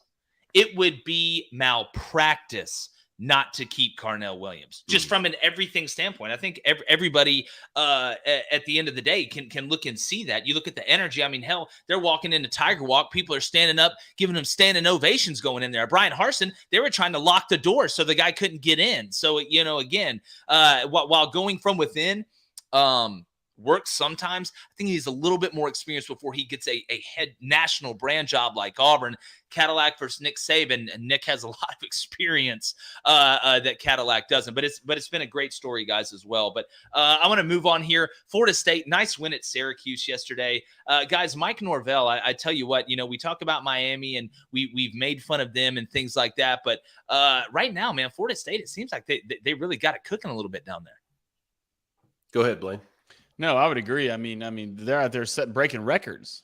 I mean, and is there another guy who's had bigger leaps from last year than Jordan Travis? Yeah, it's a good question. This kid has gotten better every game of the year, and you're seeing how dangerous Syracuse isn't just a walk in the park. And Garrett Schrader played. Syracuse is a good football team. Every facet beat them. Offense, defense, special, every facet, better team. And Florida State's one of those teams, man. It's one of those teams. It's not LSU-ish, right? Although they did beat in week one, that if they all start swimming in the same direction, they have the cats, right? They got the athletes. Should be one of the fastest teams in the country. Anybody out of Florida, they are running. They're big. Florida State gets off the bus, and you're like, oh, damn. Yeah. Right? That's how they're supposed to look. If Florida State gets going, they have a real chance to compete in the ACC every year. Hey, they're 7-3 here, second place right now in the Atlantic. In the next two games, Billy Napier's former team and Billy Napier's current team, both in Tallahassee. You love it, guys. To Blaine's point, listen to these numbers. Jordan Travis yesterday, 21-23 for 170 yards, 3 touchdowns, 5 rushes for 21 yards and a touchdown on the ground. Unbelievably efficient in what Florida State wants to do. it's so intriguing to me, Blaine, when you bring up growth. I think KJ Jefferson made a really big jump last year, somewhat similar to what Jordan Travis is doing this year. But right now, going from where you were to where you are, I think he may be one of the best in the country, if not the best, outside of, Hendon Hooker's obviously continuing to evolve and play really, really well. But all right, guys, is there another one y'all got in mind right here? We got any donos, Blaine, we need to clear before we talk about Illinois losing to Purdue at home and breaking Brooks' Have heart? we talked about Michigan? Look, Ohio State. I had a rundown here of some things real quick. Go ahead, Coney. It sounds like Jake was about to get to it, but yeah, Purdue beats Illinois. Hey, Purdue, Jake, still first place right now in the Big Ten West, kind of like you and I called, but did so in a much different way. CJ Stroud, man. CJ Stroud, 9th career game with 5 touchdown passes. I mean, that is incredible. And one of them was to a senior, Cameron Batt, who was a captain of the Buckeyes team, who's had so many surgeries he hasn't been able to play. It was his first career catch, and it was for a touchdown. That was a huge moment for me. Yeah, hey, I want to say this. Larry Francis said, but nobody outside of Alabama feels like you do about Auburn. That's not true. You must know everybody outside of Alabama. They are the little brother to Bama, as Auburn should feel good. They have a chance in the Iron Bowl. I'm going to tell you something, Larry. I grew up, and when I was growing up, we laughed at y'all. I mean, we laughed at y'all. I mean, y'all had coaches going to strip clubs. We beat y'all. We weren't worried about LSU. Like you think Auburn looks at you like little brother, and you look at them like little brother. It's the state school. That's fine, and that's your prerogative. But I tell you, buddy, Auburn's not scared of Alabama. They're not scared at all. I promise you that. Like I said, growing up, I mean, y'all had to hit rock bottom to give Nick Saban everything you had, or you guys were going to be Nebraska or Tennessee. Let's just be honest. Nick Saban doesn't show up, and once he leaves, when it goes back to where it is, I think all that trash that was talked. I mean, look, we're only may start to see it right now, but at the end of the day, again, I can tell you a lot of things. Auburn's not scared of Alabama, buddy. I promise you. And they just happened to run into Alabama here the last decade, which is the greatest dynasty we've seen. Yeah, it'll never be this good again, man. It'll never be this good again. It's been incredible. So yeah. So yeah, if there's any team in the nation, I promise you, Auburn will never be scared of Alabama. Yeah. In our eyes, it doesn't matter how many championships you win or anything like that, which, I mean, I'm not coming out here hating on Alabama. We're staring y'all eye to eye. We're not looking up to y'all. Yeah, look at last year. Y'all escaped with y'all's life last year against a bad Auburn team. Yeah, Mike DeBose won one SEC championship game. What did Mike Price do? What about Mike Shula? How about that? Let's keep going down the list. Let's keep going. Y'all tried to get Rich Rod. Hell, Rich Rod doesn't take the job. You don't get Nick, or Rich Rod takes the job. You don't get Nick Saban. So like, I wouldn't have minded that. Yeah. Oh, I know. You had to play for the guy. I wouldn't have minded that. But all right, let's go ahead and Purdue, guys, big win. Is Purdue going to win the Big Ten West, Cone? That's what we just said. They're in first place in the Big Ten West, just like you and I called, but did so in a much different way. Yeah, I thought it was going to be a little different than that. But Illinois, man, and I've been like such a Chase Brown, who I saw got hurt at the end of the game yesterday. I hope he's fine with that leg injury. But Illinois is such a good story. I mean, you're 7-3, you're 4-3 in the Big Ten. You still got a chance. But man, defensively, you shut them out in the first quarter. You come out and you hit them right in the teeth in the first quarter and shut them down. But then in the second quarter, you give up 14. You give up 7 in the third. You give up double digits in the fourth. It is an absolute 8-car pile up in the Big Ten West right now. It is going to be a beatdown, whether it's Michigan, Michigan or Ohio State. In the three-way tie right now in the Big Ten West with Purdue, Illinois, and Iowa. But here's the thing, though, boys. Purdue, last 2 games, they have Northwestern and Indiana. Illinois still has to play Michigan, and Iowa still has to play at Minnesota. Yeah, it's going to be very, very interesting to watch this down the stretch. Like I said, I don't think either one of these teams has a chance to beat the team coming out of the Big Ten East, whether that's Ohio State or whether that's Michigan. But speaking of the Big Ten East, guys, Penn State beat the pants off of Maryland yesterday. 30-0. I mean, it was absolute domination. And again, James Franklin, I just go back and forth on whether I think James Franklin can be elite. Like I know you won. I always default to you won 9 games at Vanderbilt twice. Not only once, but twice. It's the most impressive coaching job that I've ever seen in my life, to be honest with you. Outside of really what Jim Moore is doing at UConn in this year. But Penn State gonna have a good year. Again, though, they just can't get over that hump of Ohio State and Michigan. Cone. Do you think they're ever gonna do it? Yeah, look, I mean, Penn State's such a good team. They're always able to see what Penn State does is they put a really good team together once in a while and go up there and they overperform. And that's what is normal for college football. What we've seen from what the Buckeyes have been able to do in the Big Ten, what Nick Saban has been able to do in the SEC, what it looks like Kirby Smart is starting to do at Georgia. That's the stuff that's not normal, to be in the mix every single season. So when you look at Penn State and they sit here right now, was 8-2 right now, and their only losses are to those two top dogs, Michigan and Ohio in the Big Ten East.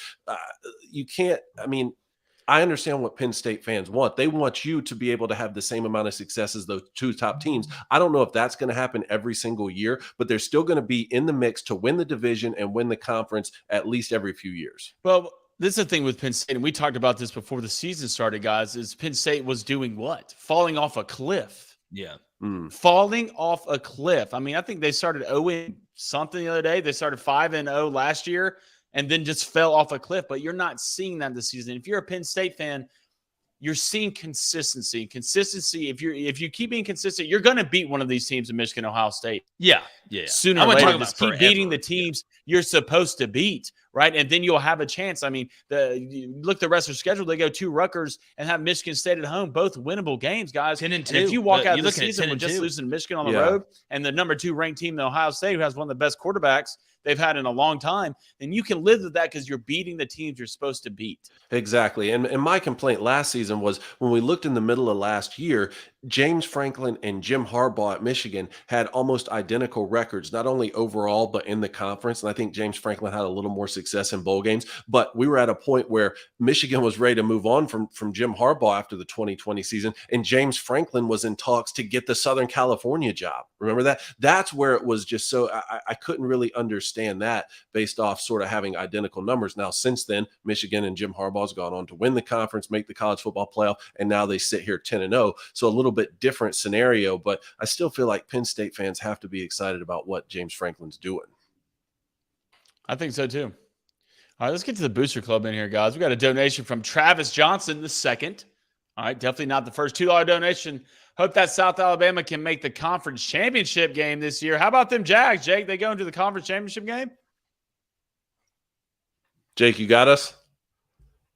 Guess not. I guess another squirrel ran into. Well, they did win the Booster Bowl. They did go into Statesboro. About South Alabama? I don't know who they would play. But hey, you got to believe in South in your mouth, USA, man. I mean, you got to believe we could see it. But let's go to Evan McCarville. He says, if you're a Penn State fan, you're still miserable because you basically play in the Big Ten East. I mean, are you miserable, David?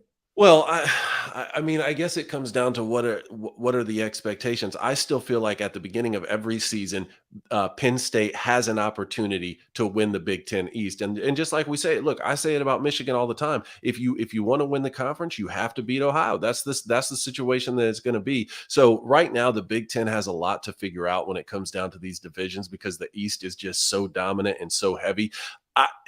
Blaine, I don't think the Big Ten can keep divisions once USC and UCLA come in, right? There's I mean, no are they way. going to go away from divisions? I would think so. It seems to be working for the Big 12 and the Pac-12, and I think the ACC is going away next season. Is that right?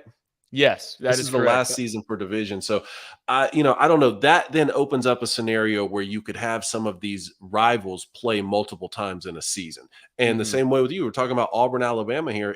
If the SEC does the same thing, you could get a situation where Alabama and Auburn are both 1-2 in the conference and they play each other twice in a row. I don't know if that's necessarily great for the rivalry, but it could be what's best for the conference. You were talking about South Alabama. They sit second right now with Troy. They're tied with Troy for first place in the West. Coastal Carolina still leads in the Sun Belt East. Look, they could play with Troy, that's for sure. But Coastal, man, Grayson McCall has got to witch it. I mean, Jamie Grayson Chadwell's McCall's not out offense. for the season. What'd you say? Remember, Grayson McCall's out for the year now. He's out for the year? Then, yeah, Yeah. you got a chance, South. I mean, you can beat Troy. South and Troy always are somewhat neck and neck when it comes to athleticism, just talent running all over the field. Usually comes down to a quarterback. But, I mean, without Grayson McCall, you for sure can compete against Coastal. And go get you one, South. James Madison with a big victory yesterday over Old Dominion. That's something else that I had here. Like I said, C.J. Stroud, 9th career game with 5 touchdowns, Blaine. I mean, ridiculous, dude. Look, still in the mix for the Heisman Trophy. Do you think that we know that the winner between the Wolverines and the Buckeyes is not only going to decide the Big Ten East, it'll probably decide the Big Ten champion, and it will probably decide who gets into that one college football playoff spot from that conference. Maybe both teams make it in, but more likely one. Could the winner between the Wolverines and the Buckeyes also determine the Heisman Trophy winner? Blake Corum has more rushing yards and touchdowns than the last 3 running back Heisman Trophy winners have had. That's Mark Ingram, Derrick Henry, and Reggie Bush. And C.J. Stroud is still putting up 5 touchdowns here in November.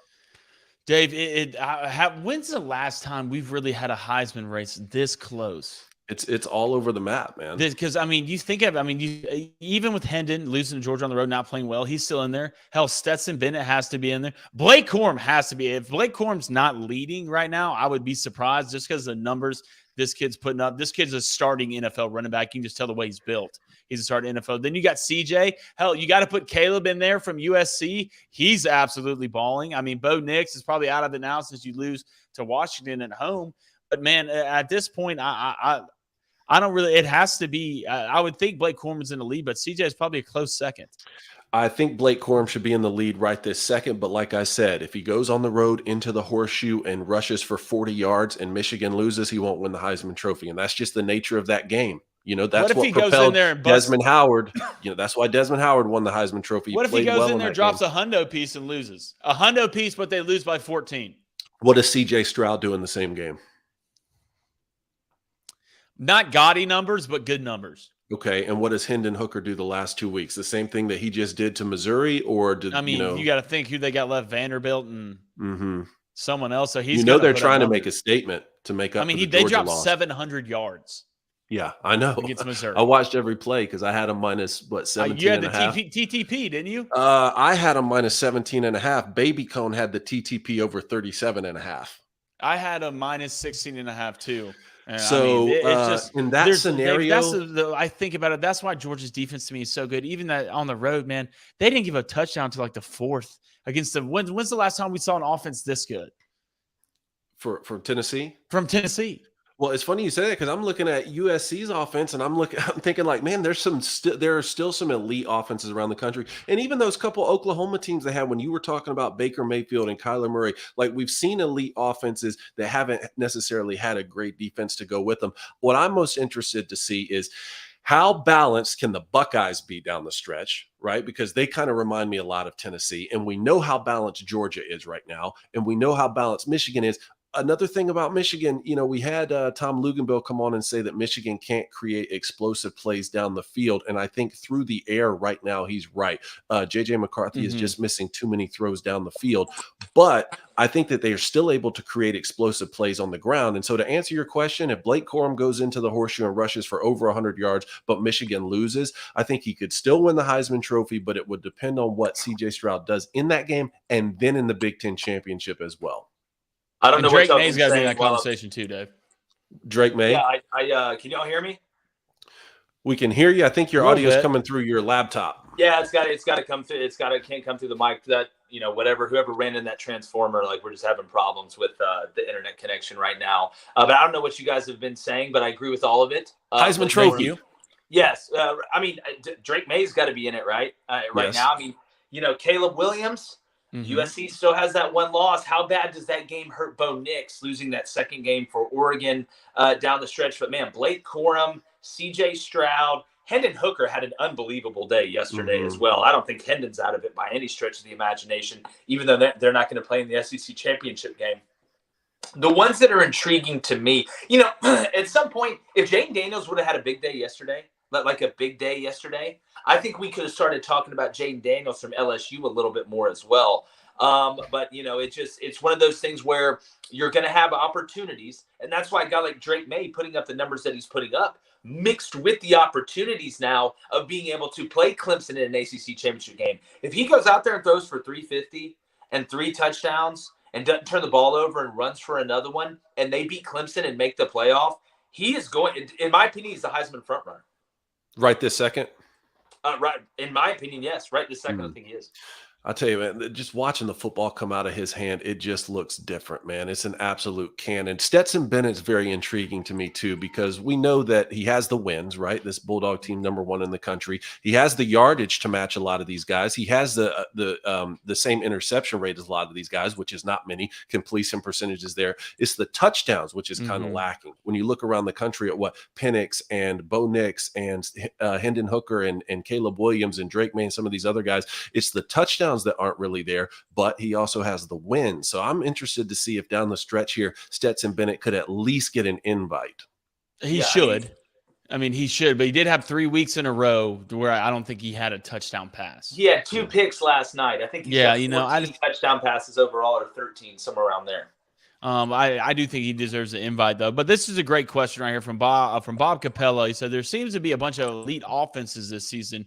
Who has elite D this season? Is there one? Georgia's still an elite defense, right? Yeah, I mean, look at the numbers. They are basically on almost the same pace they were last year. And guys, Nolan Smith isn't even playing. I mean, Jalen Carter last night, but again, it's the depth. Kirby has done what Nick did in Tuscaloosa and brought it to Athens. It's just an army of absolute monsters and NFL players. When I look at other elite defenses, Clemson's defense is still really good. I don't think they played up to snuff, even what I thought it was going to be this year. I thought we were going to see dominance on a totally different level when it comes down to Clemson's defense. Looking across the country, I don't know if we have, a handful of defenses that I look at and go, oh my goodness, those guys aren't giving up anything to anybody. I think we may have some more shootouts in the playoff than anything like that, or here as we get to the end, outside, David, of if it's snowing, at Ohio State or something like that. I don't really see, Michigan's defense last year was so tough. Georgia's defense last year was so tough and physical. I'm trying off the top of my head to think of a couple that really, strike the fear of God in you. You look at the Pac-12, you're not really shaking in your space boots at any of those guys. In the ACC, Clemson's nice, but the second best team is the Globetrotters, that is North Carolina. In the SEC, Georgia's defense is absolutely elite. LSU's defense is really nice, especially now that Harold Perkins landed his spaceship down at Earth. But then in the Big Ten, Ohio State has the Cats. I just question their physicality. But that Michigan defense, Cone, where would you put that Michigan defense compared to last year? How do you feel about them? What's so exciting about this Michigan defense is they've gotten better every single week. Now, Mike Morris did go down yesterday, but he jogged off on his own. I mean, he is a key component to that Michigan defense. Now you got Will Johnson. Will Johnson, the 5-star freshman corner, has been starting the last few weeks. That's been Michigan's Achilles heel for the last few seasons, which is the secondary, especially now that you lose Dak Hill at the safety spot. I am very impressed with this Michigan defense right now, especially, Jake, one thing that people have said about Jim Harbaugh for those first 6 seasons: hasn't beaten his rivals, hasn't performed well in bowl games, and has gotten outcoached in the second half of games. That's not true anymore. If you're a Michigan fan right now, the thing you're most excited about is the second half performances from this football team. I think they've outscored opponents 130 something to 3, maybe in the second half of the last 5 weeks. That is incredible right there. And you're talking about defenses in the Big 12. It was so interesting to see a defensive battle yesterday with Texas and TCU, because that is what set the conference apart last year when we were looking at the Baylor defense and the Oklahoma State defense. When those two teams met in the conference. Now it's sort of been back to, how many points can we put up in the conference with TCU and Kansas State and all that. So yesterday's defensive battle was very interesting, and it proved that TCU can win that type of game if they're forced to. I would say this, and I think this unit really doesn't get enough credit. One, they've been kind of banged up this year, but this NC State defense is good. Right. Other than the matchup against Clemson, where you gave up 30, where you did have some key injuries, especially at the linebacker position. I mean, you've gave up 20 points, 21 points is your other max. I mean, you give up 21 to Wake, which is a great offense. You give up 19 to Florida State. We saw what they were. I mean, Texas Tech's a good offense. You give up 14. I do think this, and I mean, you lose at Boston College, but you give up 20 points. So I think this NC State Wolfpack defense, and this is one of the defense we talked before the year started as being elite. But I think a lot of people get in trouble, especially from looking from last year's Georgia team, and expect to see a defense like that again. We might never see a defense that good again, well, at least for a long time, with the cats they had run around the field. This Georgia defense is still elite, but they're not better than the Georgia's defense last year. Obviously, I do think you had at the top of it better offenses, especially that Alabama offense was just absolutely freaky. I mean, we saw what happened in the SEC Championship game. Then you saw injuries. But there's not a defense like Georgia's defense from last year, but there's still elite defense. Just don't base it. Don't let that be your criteria of elite defense, because that defense last year was an anomaly. Yeah, it's totally an anomaly. Guys, I can't see the chat, by the way, so if there's donuts or stuff, y'all got them or questions. And hey, you still could see a situation where North Carolina loses to in-state rival NC State in the last game of the year, but then somehow beats Clemson in the ACC Championship. We could see that scenario play out as well. Look, with this year in college football, David, I mean, who the hell knows, to be honest with you, with this crazy it's been, and I'm so glad that we've seen it. Before we move on to the NFL, guys, I have to tell the story of hitting this 10-leg parlay last night. Oh, yes. All right, we have to wait. Yeah, and you have to wait for the kicker right now. Just a heads up, the Seahawks are playing the Buccaneers in Narnia right now. That's why it's going on. It's 14-0 Buccaneers over the Seahawks. So, looks like Tom Brady and them with about 2 minutes, 19 seconds to go before halftime. The Buccaneers have scored twice, 2 touchdowns in the second quarter after it was 0-0 in the first. So, I throw out parlays and mix it around. I'll do some 10-teamers. I'll do some 15-teamers, have some fun outside of, making your 3 legs and your 4 legs and your 5 legs. You got to wait till the end. So yesterday I hit a 10-teamer for $1,153. So basically $1,200. Huge win. And it was the Oklahoma, West Virginia under 68, Washington, Oregon under 78, LSU minus 2.5. That was the real sweat. Okay, that one was the real sweat. Clemson money line, Penn State money line, Florida on the money line. We hit the over in the Tennessee game. It was at 57.5. That got absolutely crushed. And I'm trying to think of the last one. I can't look at it because it's on my phone. I believe we hit the over in the Georgia-Mississippi State game at 52. But the craziest part about the whole thing, y'all ready for it? You guys ready for it? Hit me. It was my fiance's parlay. Yes. Reed hit it. Reed hit a 10-team? Reed hit a 10-team. A 10. That's why I called you late last night, Blaine. It was 10 to win. 10 to win what? 1,200? 1,200. Dude, and here's how it went down. Like typically when we do the parlays, she's like, because she knows football pretty well. She has an idea of what's going on, but she doesn't know enough to where she can screw herself up in a 10-team parlay. She knows just a little enough to know exactly really what's going on, but you don't lose that magic of, the girl in the office who wins the bracket challenge in March Madness because she picked teams based on mascots and colors and where her aunt went when she was a kid, or that time where, something happened in at Villanova or something like that. She literally, I said, I'm not helping you. I will tell you, I will read out the teams. I will read the over, under, and the spread, and you pick it. And she went 10-0. So this is how it went down yesterday. Because I've hit a 10-teamer before. I've hit a 12-teamer before. During the NCAA tournament, I hit a 12-teamer for like $800, something like that. Y'all remember that? We were up at the office. But so I'm sitting there, and she goes 3-0 in the first slate. All right, 3-0 in the first slate. I'm like, good job, babe. Proud of you. And she's kind of gets nervous watching when she's bet on stuff. So she's like cleaning the house. Our house looks like it was cleaned by a 35-man cleaning crew right now, the way this went down yesterday. So we go 3-0 in the first slate. Then she goes 4-0 in the second slate. So at that point, I'm starting to really think this can happen. But I'm watching Georgia and Mississippi State, and it's like 10-3 with like 8 minutes to go in the second quarter. I'm like, there's no way in hell this is going to hit. Obviously, Mississippi State returns the punt. Georgia scores. And then she goes 3-0 in the last 3 for a 10-0 piece. Long story short, right when I get done in here, I'm walking straight into that bedroom, and she's going to give me 10 more NFL picks. That's exactly what's going to happen because Mama's on a heater right now. Dude, has to incredible. A 10-team. I can't tell you the last time I hit a 10-team parlay, and I bet every day, basically. No, see, that's what I'm saying. She knows, like, the perfect amount. She knows just surface level. Surface level. This team's kind of good. This team. And she listens to the show every day. So, like, yesterday, she said something about, she thought, Illinois wasn't playing up to what everybody thought. And, I was like, I made the right choice when I decided to marry you. If we're going to sit here in the living room and have conversations about Illinois' lack of defense against Purdue, I've found my soulmate forever. But I thought everybody would get a kick out of that story. And it was hers. I got to give her props. But it was on my DraftKings account. So it goes on the board, fellas. Yeah, so basically it's yours. Great 10-team parlay hit, Jake. Yeah, thanks, man. I appreciate that. Yeah, congrats. I'm just kidding. That's awesome, man. Yeah, so is she gonna be an everyday better now? Not every day. You don't want to use the magic up. You know what I'm saying? Like, you don't want to use it up. I'd rather, hey, let's wait until Saturday. You woke up in a good mood. Let's figure it out. Stuff like that. I'm so sick of these early NFL games, guys. I keep forgetting I have Chris Godwin. He's just doing nothing. Who are you playing? So they're playing right now? Yeah, they're playing right now.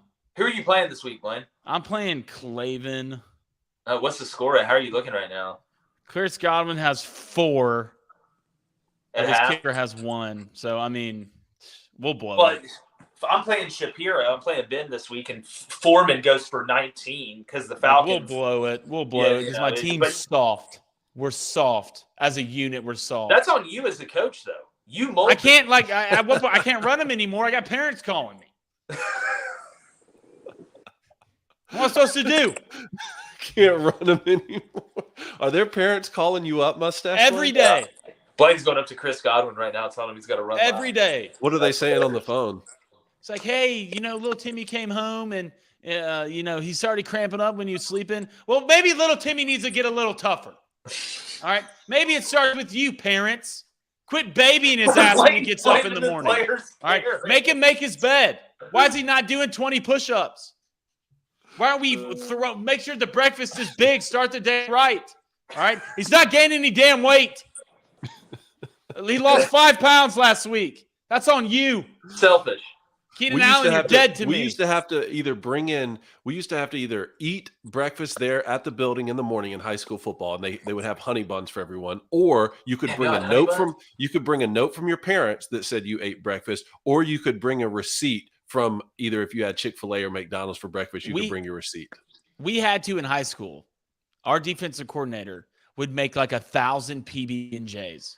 All right.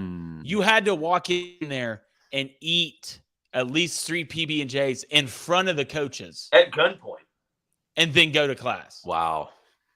At gunpoint. They wouldn't let you. Yeah. That's the wild. Well, either it's gunpoint or, they just turn the lights off, and who knows what happens in the weight room when you turn the lights really nice because at Opelika when I went there, before they had money and there were plexiglass walls and metal detectors in the front, they used to, our high school food, you talk about bad, our chicken nuggets didn't have skin on them. Like, they were just the nugget. Like, there was no, crispy, there's no breading. It was just the nugget. Like, in, a plastic bag. Like, it used to sit on top, on the first floor, you had the cafeteria and then the elevator that went down to the bottom of the school, which, to me, is like punching your ticket to hell. I don't know what goes on down there. There's horror stories, whatever. But no, I mean, man, that must have been honey buns and Chick-fil-A and PB&Js. I tell you what, though, what we used to at South, when I was coaching South Alabama, we used to give the guys the Uncrustables. Those were the clutch. You put them in the freezer forever. All right, and I kind of wanted to talk with you guys on what food and drinks could live forever. It doesn't matter what age you are. Yes, you can still eat them. Uncrustables have to be one, right? Pizza rolls. Can you eat pizza rolls as a grown-up? I think you can. As long as your mom doesn't bring them to you. Right, and Capri Suns. I don't care what age you are. Capri Suns are forever gas. Capri Suns are forever. Thank you. They're forever. Capri Suns are forever. To me, what were they called? The juice boxes, but they're like the squirt bottles. The old school. Why can I not think of the name? The different colors, red, blue, green. I can't think of the name. I haven't had one in so long, but I like those better than Capri Suns. The bug juices? No, not the bug juices. It comes in the plastic, almost. Oh, that helps. Coke, it has the twist thing on it. It comes in plastic. Dude, thanks. Let me finish. Can I finish? It comes in the thing you twist. That helps even more. This is great. It comes in a plastic. So much closer to figuring this out. Y'all talk for a second. I think you're talking about a Coke bottle. Yeah. Is it a Gatorade? No. It's we got $20 from donation from Joshua Pope, who says, "Go Dogs." Yeah, must be nice. Must be nice, Josh. Must be tough to turn on the game every Saturday. It's wow, look at Darnell Washington. We're probably going to be pretty good this year. Darnell Washington was part of the third wave. He's not even the best tight end on the team, boys. Darnell Washington's the guy you send out like when your army's getting attacked to make it like a 1v1 and just scares the shit out of the entire other army. He is. Could you imagine, like back in the day, you're fighting with swords and stuff, and you just, you got somewhat of a jack guy one-on-one, and they're like, bring in the sledgehammer. So like, and Darnell Washington walks out from the back. So like, send in Darnell, it is time. Oh my God, just scary, man. Wild. I'm going to think about that. I'm going to try and figure out the name of the drink that I was talking about. I can see it in my eyes. I cannot believe I cannot remember this. All right, let's get into some NFL, fellas. Vikings, Bills, Josh Allen, Blaine, is he playing or what? He's going. He is going? He's playing. He's going. I believe he's going, yeah. He's playing today. All right, man. Even a UCL, if you don't know UCL, it's elbow. You see it a lot in baseball, especially if the weather's cold, which, hell, it's Buffalo, New York, so guess this is probably pretty cold in November. Kool-Aid bursts. Kool-Aid bursts. Kool-Aid bursts. Never heard of her. That's what it was. That's Kool-Aid burst? What is that? It's the drink, the handheld Kool-Aid, man, where you got the twist top. Never had it. No, not even close. You never had that? Are you? I go Go-Gurts before I go Kool-Aid burst. I'm pulling it out. What? They're not even in the same realm. You know what? Y'all know exactly what I'm talking about in the chat. In the chat, they know exactly what I'm talking about, what a Kool-Aid burst is. I'm pulling it up.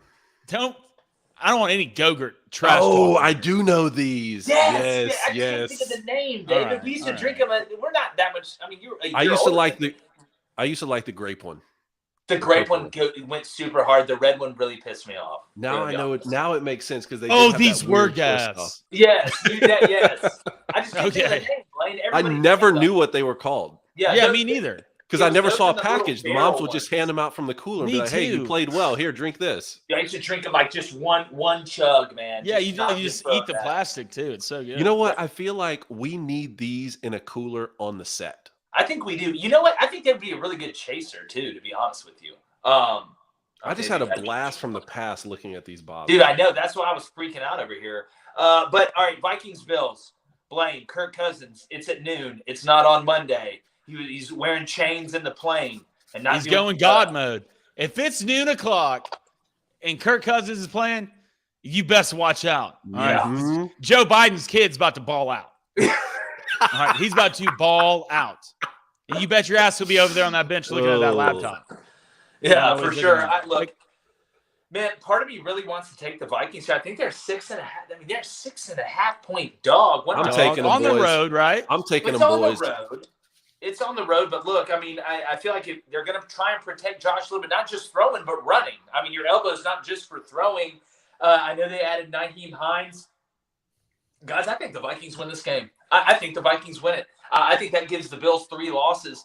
And I don't know. I just call it spidey senses, call it guessing. I don't care what you want to call it, but I feel like Justin Jefferson has a big day. I feel like you're going to get a pretty big day from Dalvin Cook if they'll give him the ball, not just let him run 3 times, throw him a swing, and put Madison in there for the rest of the game. I like the Vikings in this one, fellas. I'm going to take them too. I've got them as one of my picks. You'll see Vikings money line plus 235 you're getting right now with Josh Allen's status in question. I still feel good about the Bills moving forward, but today I'm going to ride with the Vikings. I'll say one. I'm loving all this Kirk Cousins hate in the chat. Please bring Kirk Cousins hate to the chat at least as much as you can. No, don't do that. Please do it. Just I want the comments filled with nothing but hate for Kirk. The Vikings are the worst one-loss team in the NFL. It's beautiful. Just preach to me, please. This game, I don't know. I'm liking the under in this game, fellas.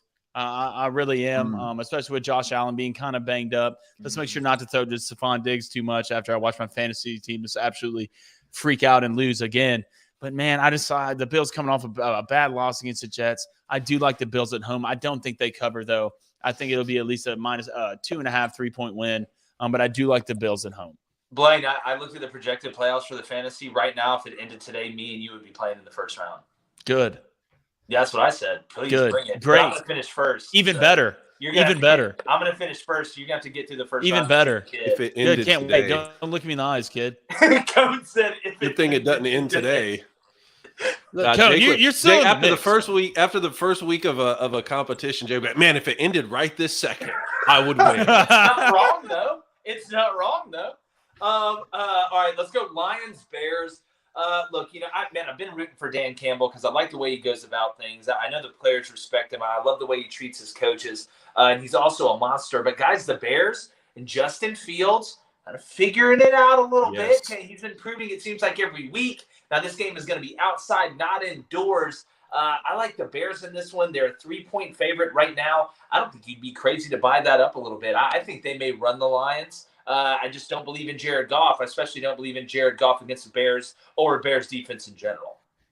No, I agree. I actually like Chicago in this game. Even the past 2 weeks, which have been losses against the Dolphins and the Cowboys, the Bears have put up 29 points and 32 points respectively, a long way from that just abysmal offensive performance we saw the first part of the season. I like Dan Campbell too, but I think Chicago wins this one at home. Blaine? Look, I just want everyone to know, especially a Bears fan, a lot of people haven't been behind Justin Fields in the belief. Ted Lasso, we're going to slap it on the wall right there. But this guy has. All right, this guy has. Remember, I took the over in the Bills wins this season. I can't remember what that is, but I feel great. The Bears or the Bills? Bears. Okay. Yeah, Bears. All right. Cute little comment right there, buddy. Can't wait to see you you play. Bills, see how it is. But give me the Bears. Justin Fields getting better. Elite talent. Nothing around him. The kid's doing everything by himself. That is true. Shattering records last year. Get some help around him. Well, hey, man, Bears in the future. We'll see. Justin's there. Keeping it what, boys? Yeah. Keep it steady. All right, Broncos, Titans in a game that's just gross. It's 35 degrees. Ryan Tannehill is going to be back. The Broncos still have Russell Wilson and still got absolutely fleeced by the Seahawks. I like the Titans in this one. Derrick Henry's going downhill. The thing is, the Broncos do have a top 5 pass defense, but the Titans passing isn't really what they do. So I like the Titans at home in a cold game. The under, fellas, it's at 39. I think they're going to go low. Titans. Give me the Titans. 5-3 right now. They'll be 6-3 after today. I don't even care who starts at quarterback. I'm going with the home team. Yeah, give me the Titans under. Hell, buy it down. This game might be 10-7. All right, it might be. I can't wait to see this Broncos defense without Bradley Chubb. Right, with that missing piece in how they stop the run. How they get after the passer a little bit. But guys, wristbands and all that stuff's not going to help out either of these offenses. Because Russell Wilson doesn't wear them. That's the point. Russell Wilson doesn't wear wristbands. That's the point. Yeah, I don't. Are they not? Why you have to keep throwing that in there? I don't know. Are they not wearing? Why aren't they wearing wristbands? You wore a wristband in high school. I thought it was the most efficient way, guys. Why aren't they doing it? That was the whole point of why we brought it up. Russell Wilson doesn't do it. Blaine, their offenses are terrible. This is not a great example of why. Because they don't wear wristbands? You realize that, right? It's because they don't wear wristbands? Is that why they're terrible? I still don't understand the argument for you against wristband. You seem to think they do it because the quarterbacks can't remember the name of the play. That's what I'm getting from you. Whereas it's just the offense doesn't want to have to say the play name twice. It's streamlining efficiency, Blaine. What are you okay? So we're saying coach to quarterback, A12. Yes. Okay. And then quarterback to players in the huddle. A12. No, they say the name of the play. They say the name of the play. Yes. So it's just like. Well, think about it. Think about it, Blaine. Think about it. Instead, how many times do you think a coach has to repeat himself or repeat the play? It happens a lot. But when I have the wristband and he says A12 and I have the play here, I don't have to ask him again. I just flip it up and look. So if we're going fast instead of saying, hey, coach, what was the protection again? You say A12, boom, it's here. Hey, here we go. We got Ringo. All right, here, check. Well, how often does that really happen? Do you have statistics on how many times they have to say the play in the helmet? Well, I know statistics on if you just got blasted in the face by Aaron Donald and the play clock's ticking down and the offensive coordinator can't figure out what he wants to do and the play call's getting in late and the play clock tick, tick, tick, tick, tick, and you know you're on 3rd and 6. Hey, boys, let's streamline efficiency. Yeah, Russell, just call the play. No, it's not Russell being the veteran quarterback and just calling the play. It's the NFL, fellas. What happens when the mic goes out in the helmet? Then we're suing. That's why you have signals, and college doesn't have to worry about this, to be honest. But anyway, nice digression there. Yeah, that was a nice digression. All right, we're going to run through these pretty quick. Jaguars at the Chiefs. Again, as a guy that has Travis Etienne, he's really done well for me in fantasy. The Chiefs only scored 20 points against the Titans, but I give credit to Mike Vrabel there. Give me the Chiefs 9.5, boys. That's a lot of points in the NFL. Over under is 51.5, so they think these guys are going to score. Blaine, do you think that Jacksonville can cover the 9.5? How are you feeling about that? God, 9.5 is, and the NFL guys, that's a lot of points. It's a lot of points. That is a lot of, even if you're at home and even if you're the Chiefs. Jaguars come up with a big second half win against the Raiders. The Raiders choked it. Who would have thought? Oh, wait, we all thought that because of how they are. But I don't like the Chiefs to cover. I think this game's close. I think it's going to be rather a little bit low scoring. I think 51.5 is too much. I think the Jaguars defense is good. If I'm the Jaguars, there's one person I'm stopping, and that is that big white thing on the end of the line of scrimmage. No, you don't stop Travis Kelce. No, you do stop Travis Kelce. No, you don't. I do want to see how the ad from the Giants is. Tony or whatever his name is. He did well yesterday, so the Chiefs add another one. But I do think the Jaguars are playing good right now. Chiefs win, but I think it's 7 points or less. Tom? I have them 8.5 right now. Chiefs minus 8.5. Okay, you love to see it. All right, Browns at the Dolphins. It's got over-unders at 49.5. They got Miami's a 3.5 point favorite. I hate that number. Almost took Miami minus 2.5. Bought a point. I'm not going to touch this one in betting because if the Browns are able to run the ball, they can be really effective. The question is, can that Browns defense stop Tyreek Hill, Jalen Waddle, my hands are so sticky, Jasicki, and Raheem Mostert, and the rest of the aliens running around the Dolphins skill position rooms? No, I don't think so. I like the Dolphins in this game, and I was really kind of, breaking down a little bit of what the Dolphins do and what McDaniels is doing in that offense, man. And it's such pick your poison. I got Jalen Waddle right now, anytime touchdown. I think he's going to have a big day, but right now might be the best combo in the NFL. And Jalen Waddle and Tyreek Hill. It's for sure top 5. But McDaniels with the stat sets, the motion to get Tyreek when the play starts already going downhill. And you look, guys, and you look at the defenses playing them. The corners are 10+ off. It's going to be tough to press. If you do press them, they're going to play the hell out of you. But safeties are playing. I saw Harrison Smith 17 yards off the other day against the Dolphins. It's ridiculous. I do like Miami in this game. They add Bradley Chubb, just another piece. Miami is building a Super Bowl caliber team. And right now, Tyreek Hill and Jalen Waddle are the best duo out. And they made some good additions on defense too, David. I think so. I like Miami in this game. And hey, Deshaun Watson coming back soon for the Browns, though. Yeah, well, that would be a real touchy subject. Yeah, that's exactly right. Nice one. Just throw you alley-oops all day. Yeah, he's going to play next week against the Texans, so that's going to be very, very interesting. They definitely didn't do that on purpose. They said you're coming back week 11 because we always just jump to 11 when we think about numbers and not 5 or 10 or 15. All right, Texans at the Giants, guys. I like the Giants in this one. Maybe ugly. The Texans with Lovie Smith. Kind of is what it is with Davis Mills. I love David Pierce. I mean, he's a heck of a player, but they really don't have anything else. Give me the Gigantes to move on, guys, to 7-2. What is happening? UConn's going to a bowl. Vandy just beat Kentucky on the road. The Giants are 6-2, and the Jets just beat the Bills. I feel like I'm taking crazy pills. You know what it is, Jake? Science? Expectations. No. You expect to win every game. Tell Daniel Jones something different. A lot of people discounted him out. No, Giants didn't pick up the extra year. But now look at you, Daniel. Now look at you. You came so far. The Giants' defense is for real. All right? Giants' defense is for real. The Jets' sure as hell defense is for real. But I don't know why you wouldn't pick against I don't think Davis Mills is a guy for the Texans. I really don't. I think it has Bryce or C.J. Stroud written all over it. C.J. Stroud's just a great fit for me there. I don't know why. I feel like he'd be a really good fit. You draft Stingley. You have some other guys. But do give me the Giants at home. I think they cover the 4.5. Smells like Bryce Young, Texans. Coney? I like the Giants here, man. I think Brian Daboll's going to be coach of the year. He needs to be. He's got to be leading. Got to be the front runner right now. All right, Saints and Steelers in a game that nobody wants to watch, but some people have to. I am interested, to see Kenny Pickett and keep watching him develop. It's an even spread. The over/under's at 39.5. I wouldn't touch this one with your hands. But you think the Saints go in there and get a dub, Cone?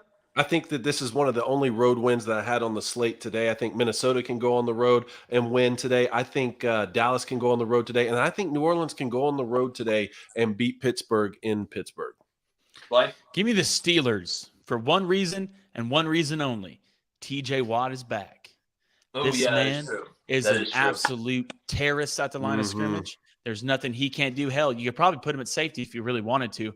But I do think Pickett, this defense is for real. It's going to force Andy Dalton to making more mistakes than he is already making, which is a lot. But the defense wins the game for the Steelers. And Pickett, hey, let's really find the tight end today. Hayden Hurst on the bye. I really need you to feed him, especially in the red zone. At least give me 10. Give me a chance. But give me the Steelers. TJ Watt's back, baby. Is he on a play count today?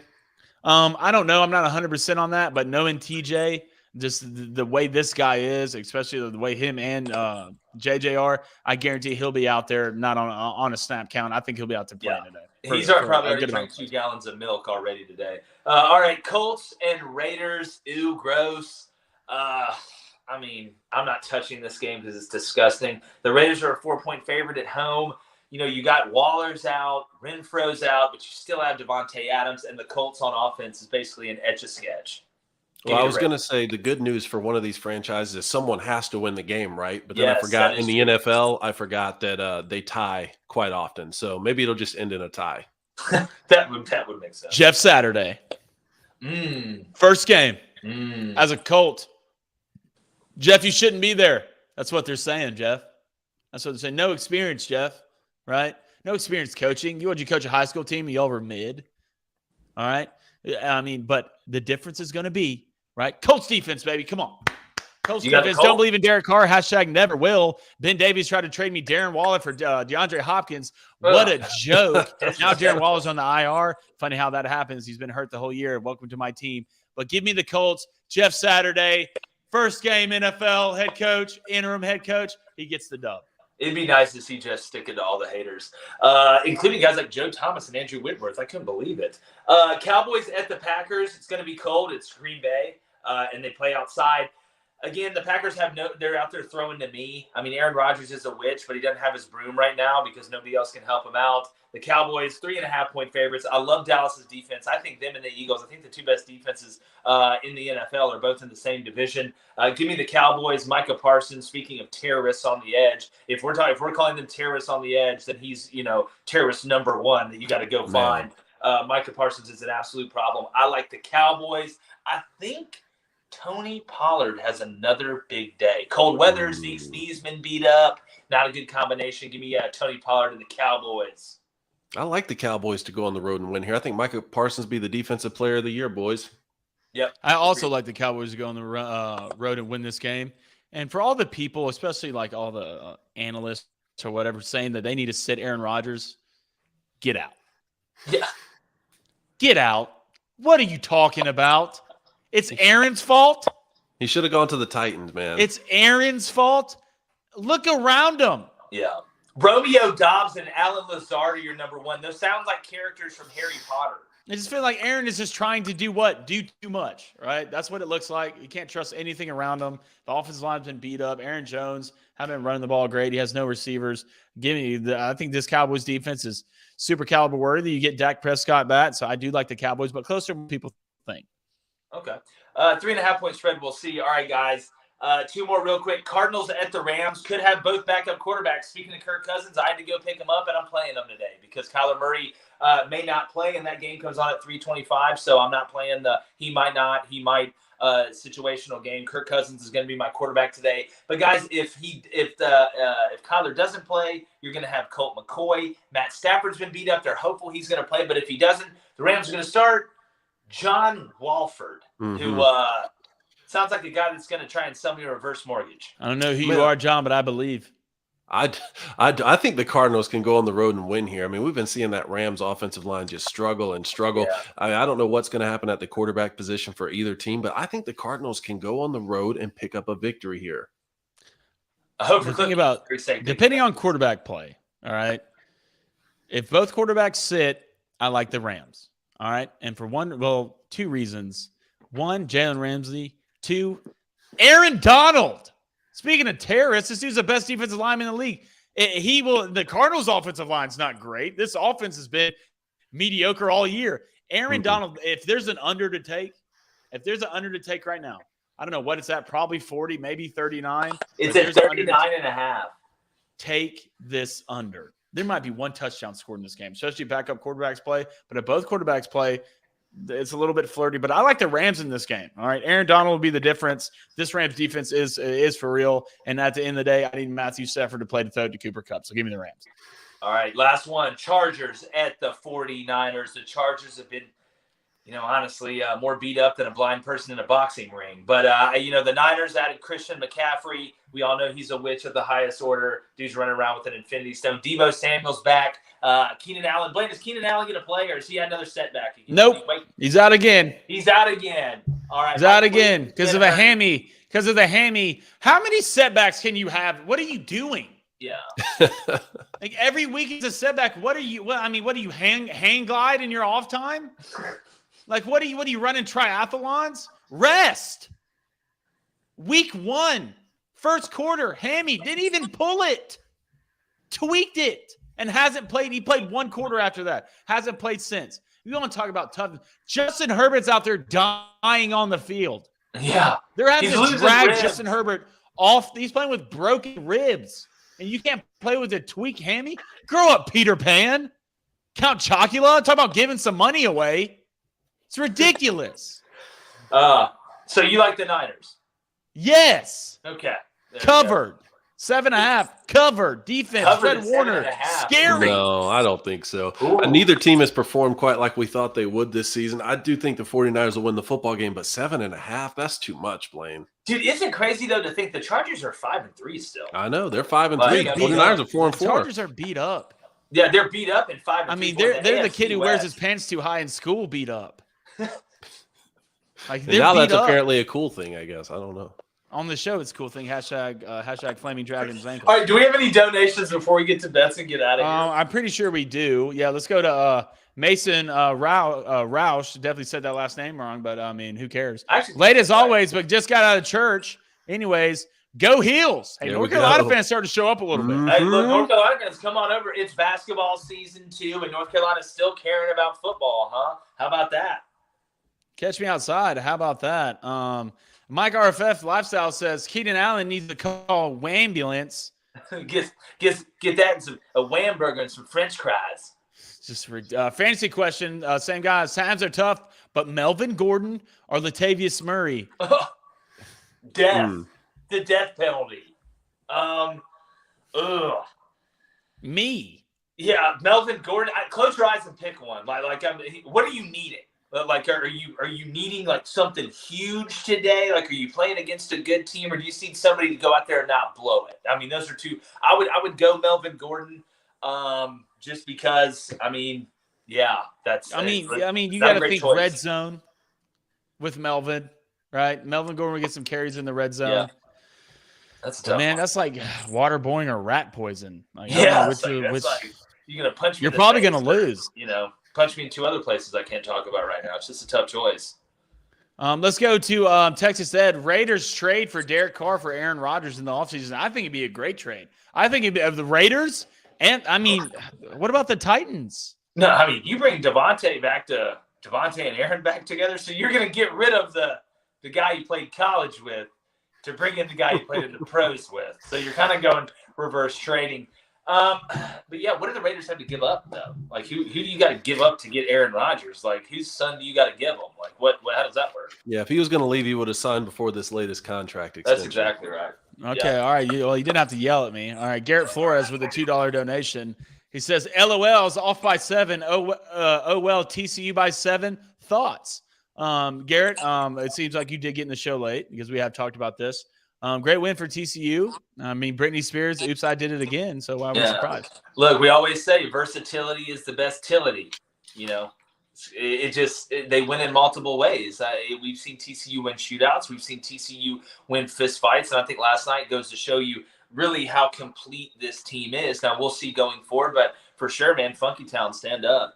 All right, let's go to Emmanuel C. with a $2 donation. He says, which is a better coaching spot, Georgia Tech or USF? Davey, what do you think? Georgia Tech or USF? Correct. Georgia Tech, but I think that, like, I agree with Jake. I don't know why in South Florida you can't have the fastest players running around. Hey, well, I don't want my kids taking calculus 5 times. Those guys typically aren't good at running running with the football and tackling. That is true too. But they're disciplined. They're disciplined. Again, Georgia. It's like Georgia being bad in men's basketball. I don't understand it. I don't understand it. The University of South Florida, that might as well be called the University of all our kids are faster than yours. We just got to find a couple linemen. Like, that's what it should be called. Because there's an old saying, the further you go down in Florida, the further south you go, the faster the kids get. I've recruited the whole state. There's some dogs in the Panhandle. You do find more linemen in the Panhandle and stuff like that. But kids in South Florida in high school can absolutely fly. It's a different level of speed. And, guys, I remember – everybody talks about UCF now, and UCF this, and UCF that, and Gus hit Gene with the wiffle ball bat. But when I look at USF, I think of Matt Grothe. I think of Jason Pierre-Paul. I watched them come into Jordan-Hare as like the number 3 team in the country and skunk Auburn. Or I think they were like number 17 or something. They beat Auburn that was top 5. They had 2 corners that went first round. Jason Pierre-Paul had all his fingers and was out there pass rushing everybody and dominating. I don't remember. And everybody was like, South Florida got ranked up to number 2 in the country. And their coaches, they were still like building the school or something or doing something. They were coaching out of trailers. And now it's just totally fell off a cliff. Jeff Scott's going to be interesting to see if he ends up going back to Clemson or somebody's going to hire him as an OC. It just continues to shock me that South Florida is not more competitive. I would have, if you would have told me 10 years ago I had to pick between UCF and USF, I would have picked USF and it wouldn't have been close. Mm-hmm. That I do agree with. Kind too. of one of those stories, right, JPP. Let's get the picks here, guys. On what could have been, what could JPP could have been if he had all his fingers? What could Tracy McGrady could have been if both of his eyes worked? It's one of these stories. We'll really know how good these guys could have been if they had all the equipment to be there. Let's go to Laura Brown with a $5 donation. She says, level 38 today, guys. Congrats. After my Happy Red birthday, Raiders Laura. won, I'm hoping for the Chiefs' victory. Thank for all y'all do. First of all, Laura, let's go. Climbing up the levels. Yes. Look, hey, I'm at level 33 right now. A lot of respect for somebody Mid-boss. 38. About 12 years from now, you're going to be fighting the mid-boss. We all know I'm preparing for that right now as we speak. A lot of ninja focus. I got to use it for the one chip challenge. So I'm growing inside and out. But congratulations on your birthday. I hope it's fantastic. And I hope the Chiefs give you a nice birthday present. It's always good when you play the Jags on your birthday, though. All right, let's go to Texas Ed. He says, Packers wide receiver room. Somebody kill me, please. That's the truth.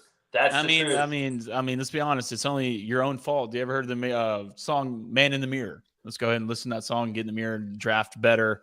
Let's go to Hamilton Keener. What's up, Hamilton? He said, I thought Rodgers only signed a 1-year contract. We'll have to look at that. We'll have to dive into the numbers. No. There's ways to do things, but I just don't understand the Packers thinking when it came to the draft, like you just mentioned, Blaine, or came to free agency or the trade deadline. It just makes no sense to me. It's like they're trying to punish Aaron. It was 3 years, 150.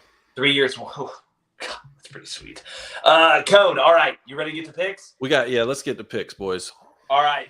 But right now I'm having to use my phone because obviously the internet went crazy here because, either we just got invaded by North Korea that blew up the transformer, it was lightning, or a squirrel or a car. I don't know. So y'all go ahead. I remember some off the top of my head. All right, boys. I'm going to take Tampa Bay, Seattle under. That's 46.5 at -137. I've got Chiefs, like I said, -8.5. Bought that down just a little bit, -117. I want the Titans money line plus the under at 39.5. That's +215. I'm going to go ahead and take Vikings money line, just like we talked about, +235. Then I want Derek Carr -48.5 passing yards versus Sam Ehlinger. That's -115. And then Austin Eckler over 91.5 total yards. That's rushing and receiving at -115. What did you say the under in the Seahawks Bucks you had? Under 46.5, -137. You got 8 minutes to go in the third. It's only 14-3. 14-3. There we go. Who's winning? Yeah. The Bucks are. There we go. Bucks are. Blaine, what do you got? All right, am I up? All right, that's what I'm taking. Give me the Vikings, Bills under at 49.5. That's going off of -170. Give me the under in the Chiefs game and under 54.5. That's going off -190. The Titans under, which I believe is 39.5. That's going off of -15. A lot of unders today, boys. Give me Jalen Waddle anytime touchdown. That's going off of +130. Give me the under in the Rams-Cardinals game, under 41.5, minus 190. And give me the Cowboys minus 2.5 on the road at the Packers. That is minus 180. All right, gentlemen. I'm trying to remember this off the top of my head because I can't look at it. I got a parlay here. I got San Francisco 49ers money line. I've got the Giants money line. I've got the Chiefs money line, the Titans money line, and the Bears money line. That is plus 522 if all those hit. I've got the Titans Broncos under 42.5. I believe that's going off at minus 155 or minus 164. I cannot remember off the top of my head. I believe I got the Giants minus 2.5. Look, I put these on Twitter. You can go to at Jake Crane _ and find them as well. I believe I got the under in the Packers Cowboys as well. I think I got that one at like 46.5. A lot of unders today, plus a big parlay there at the end to try and get some units back. Decent day yesterday. Should have went with my gut. I was going to go under Alabama, Ole Miss. I was going to go under LSU, Arkansas, and I didn't, like an idiot. That was the best play on the board yesterday. Should have absolutely smashed that under at 61.5. But we'll see how it goes, boys. There we go. All right, I love it. Hey, Cone, we talking a little paintball gun this week? Do you have it yet? I might. You have the gun? The paintball gun, yes. Well, we can do it today then if you have it. Today, are we doing it at the today's Red Zone Day, Dave? Oh yeah, it is Red Zone Day. I mean, hey, that's fine. I thought it was get shot in the back with a paintball I gun. You want to bring it up, but you don't want to come do it. I'll shoot you in the back, but never stab you in the back. We'll just do this. We'll get it done this week. All right, let's do it. Yeah. That'll be great. All right, we appreciate you guys. Make sure you like, make sure you subscribe. We go live every weekday morning, 7:30 to 9 Eastern. That is 6:30 to 8 Central. Check us out. Got some great guests coming on this week as well. Should be a lot of fun. Ton of college football, ton of NFL going on. And look, UFC, Pereira knocked him out, Coney. Nailed it. We did. We called that one. Nailed that. Yeah, we did, guys. No. Yeah, we did. No.